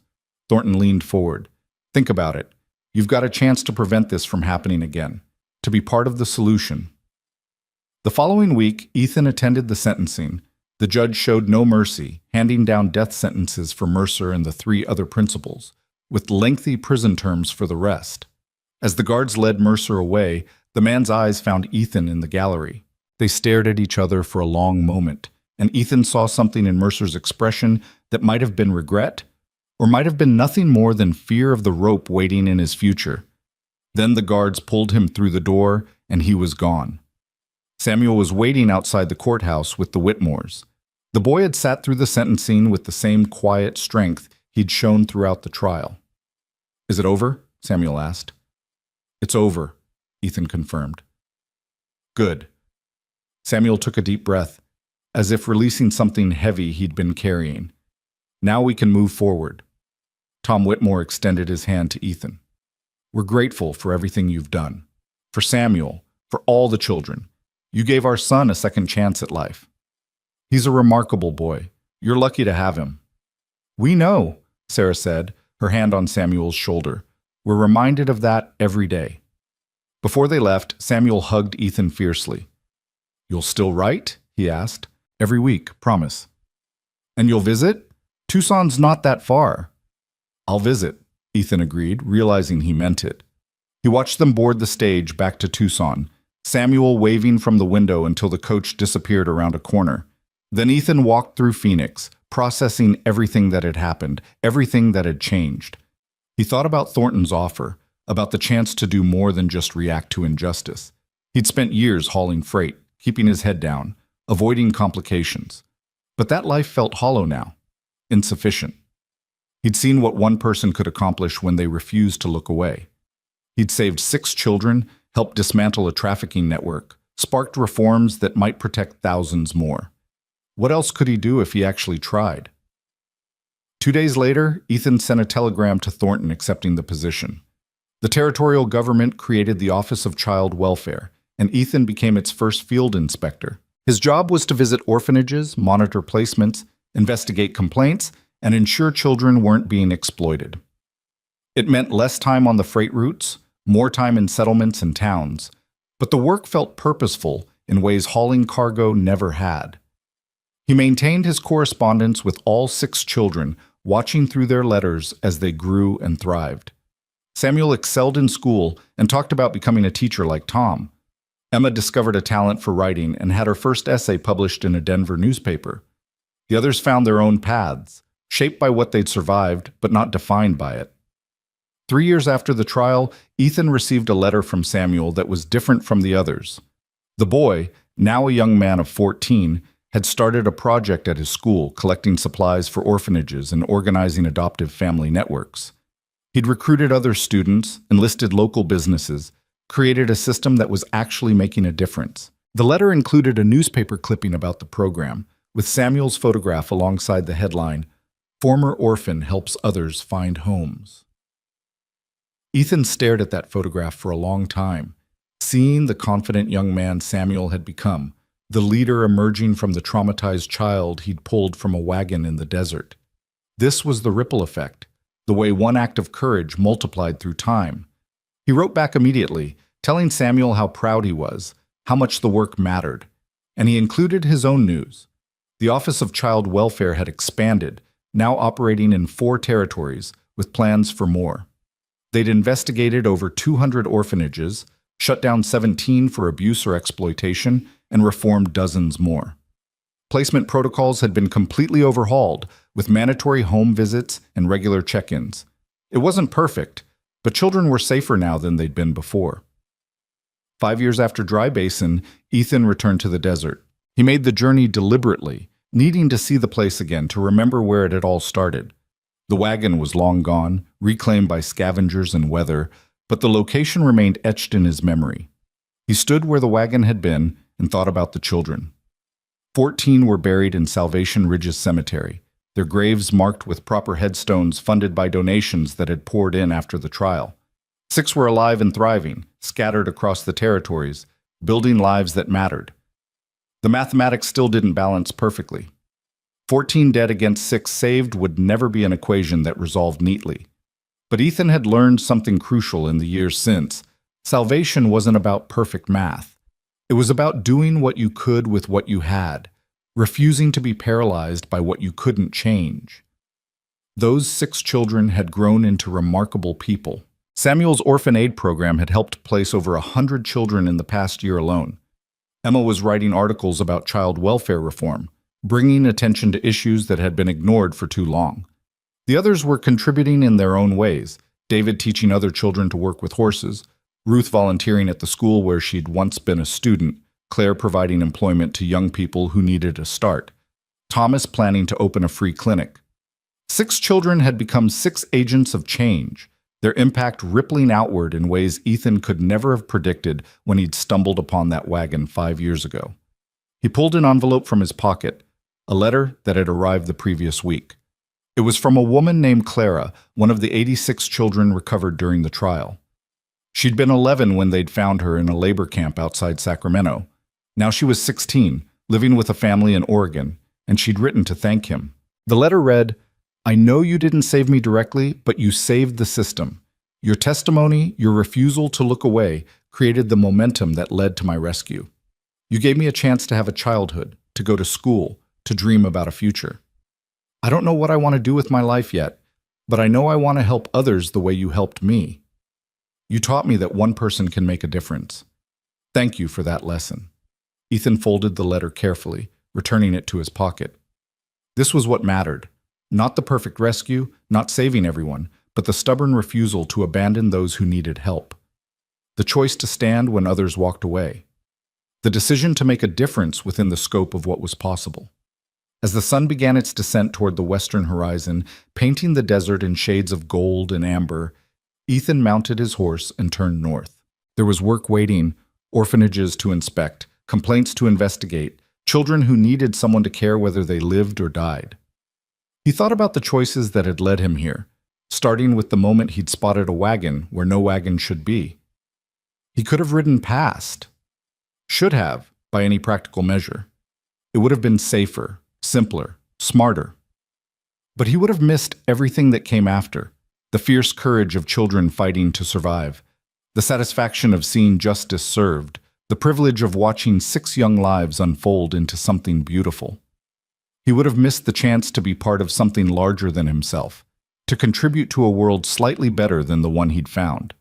The desert stretched endlessly in all directions, vast and unforgiving, full of hidden dangers and unexpected grace. Ethan had learned its lessons well, that life was fragile, that evil flourished in indifference, that courage was often just the decision to keep going when everything screamed at you to stop. Somewhere ahead, children needed help. Somewhere in the territories, injustice waited to be confronted. And Ethan would be there, doing what he could, saving who he could, refusing to let the mathematics of loss paralyze him into inaction. Because 6 children had taught him a truth more powerful than any sermon or philosophy. That sometimes saving enough was exactly enough. That the life you changed might change others, creating ripples that spread far beyond your ability to measure or control. As darkness settled over the desert, Ethan made camp near a rocky outcrop, building a small fire against the night's chill. He pulled out his journal, a practice he'd started after the trial, and began writing about the day's observations, the work ahead, the children who still needed advocates. The fire crackled, sending sparks upward into the vast star-filled sky. In that moment, alone in the desert where it had all begun, Ethan felt something he hadn't felt in years before that August afternoon in Dry Basin. He felt like his life mattered, like the choices he made rippled outward in ways that helped rather than harmed, like he was finally living up to the promise he'd made to himself after the war, to never stand by while people suffered, to always be the man who stepped forward rather than away. 20 children had been locked in a wagon, left to die in the brutal desert heat. 14 had perished, their futures stolen by men who saw them as merchandise. But 6 had survived, 6 had thrived. And from those 6 had come inspiration for hundreds more, creating a cascade of change that was still building momentum. It would never balance perfectly. The dead would always outnumber the saved. But the saved were making sure their survival meant something, that the memory of the loss translated into action that protected others. And in the end, Ethan thought, that was the only mathematics that mattered. Not the perfect equation, but the persistent effort. Not saving everyone, but never stopping trying. Not the heroic moment, but the daily choice to care when caring was difficult. He was a freight hauler who'd found 20 children in a wagon. He was a man who'd killed to protect the innocent. He was an inspector working to prevent the next tragedy. He was a friend to 6 remarkable young people whose lives he'd touched and who'd touched his in return. Most importantly, he was someone who'd chosen to act when action mattered most. The fire burned low as night deepened. Tomorrow would bring new challenges, new children who needed help, new injustices to confront. But tonight, Ethan allowed himself to feel satisfaction for what had been accomplished, gratitude for the chance to have made a difference, and hope for all the futures that had been salvaged from the desert's merciless heat. 6 children had survived, and their survival had changed everything. That, Ethan thought as sleep finally claimed him, was enough.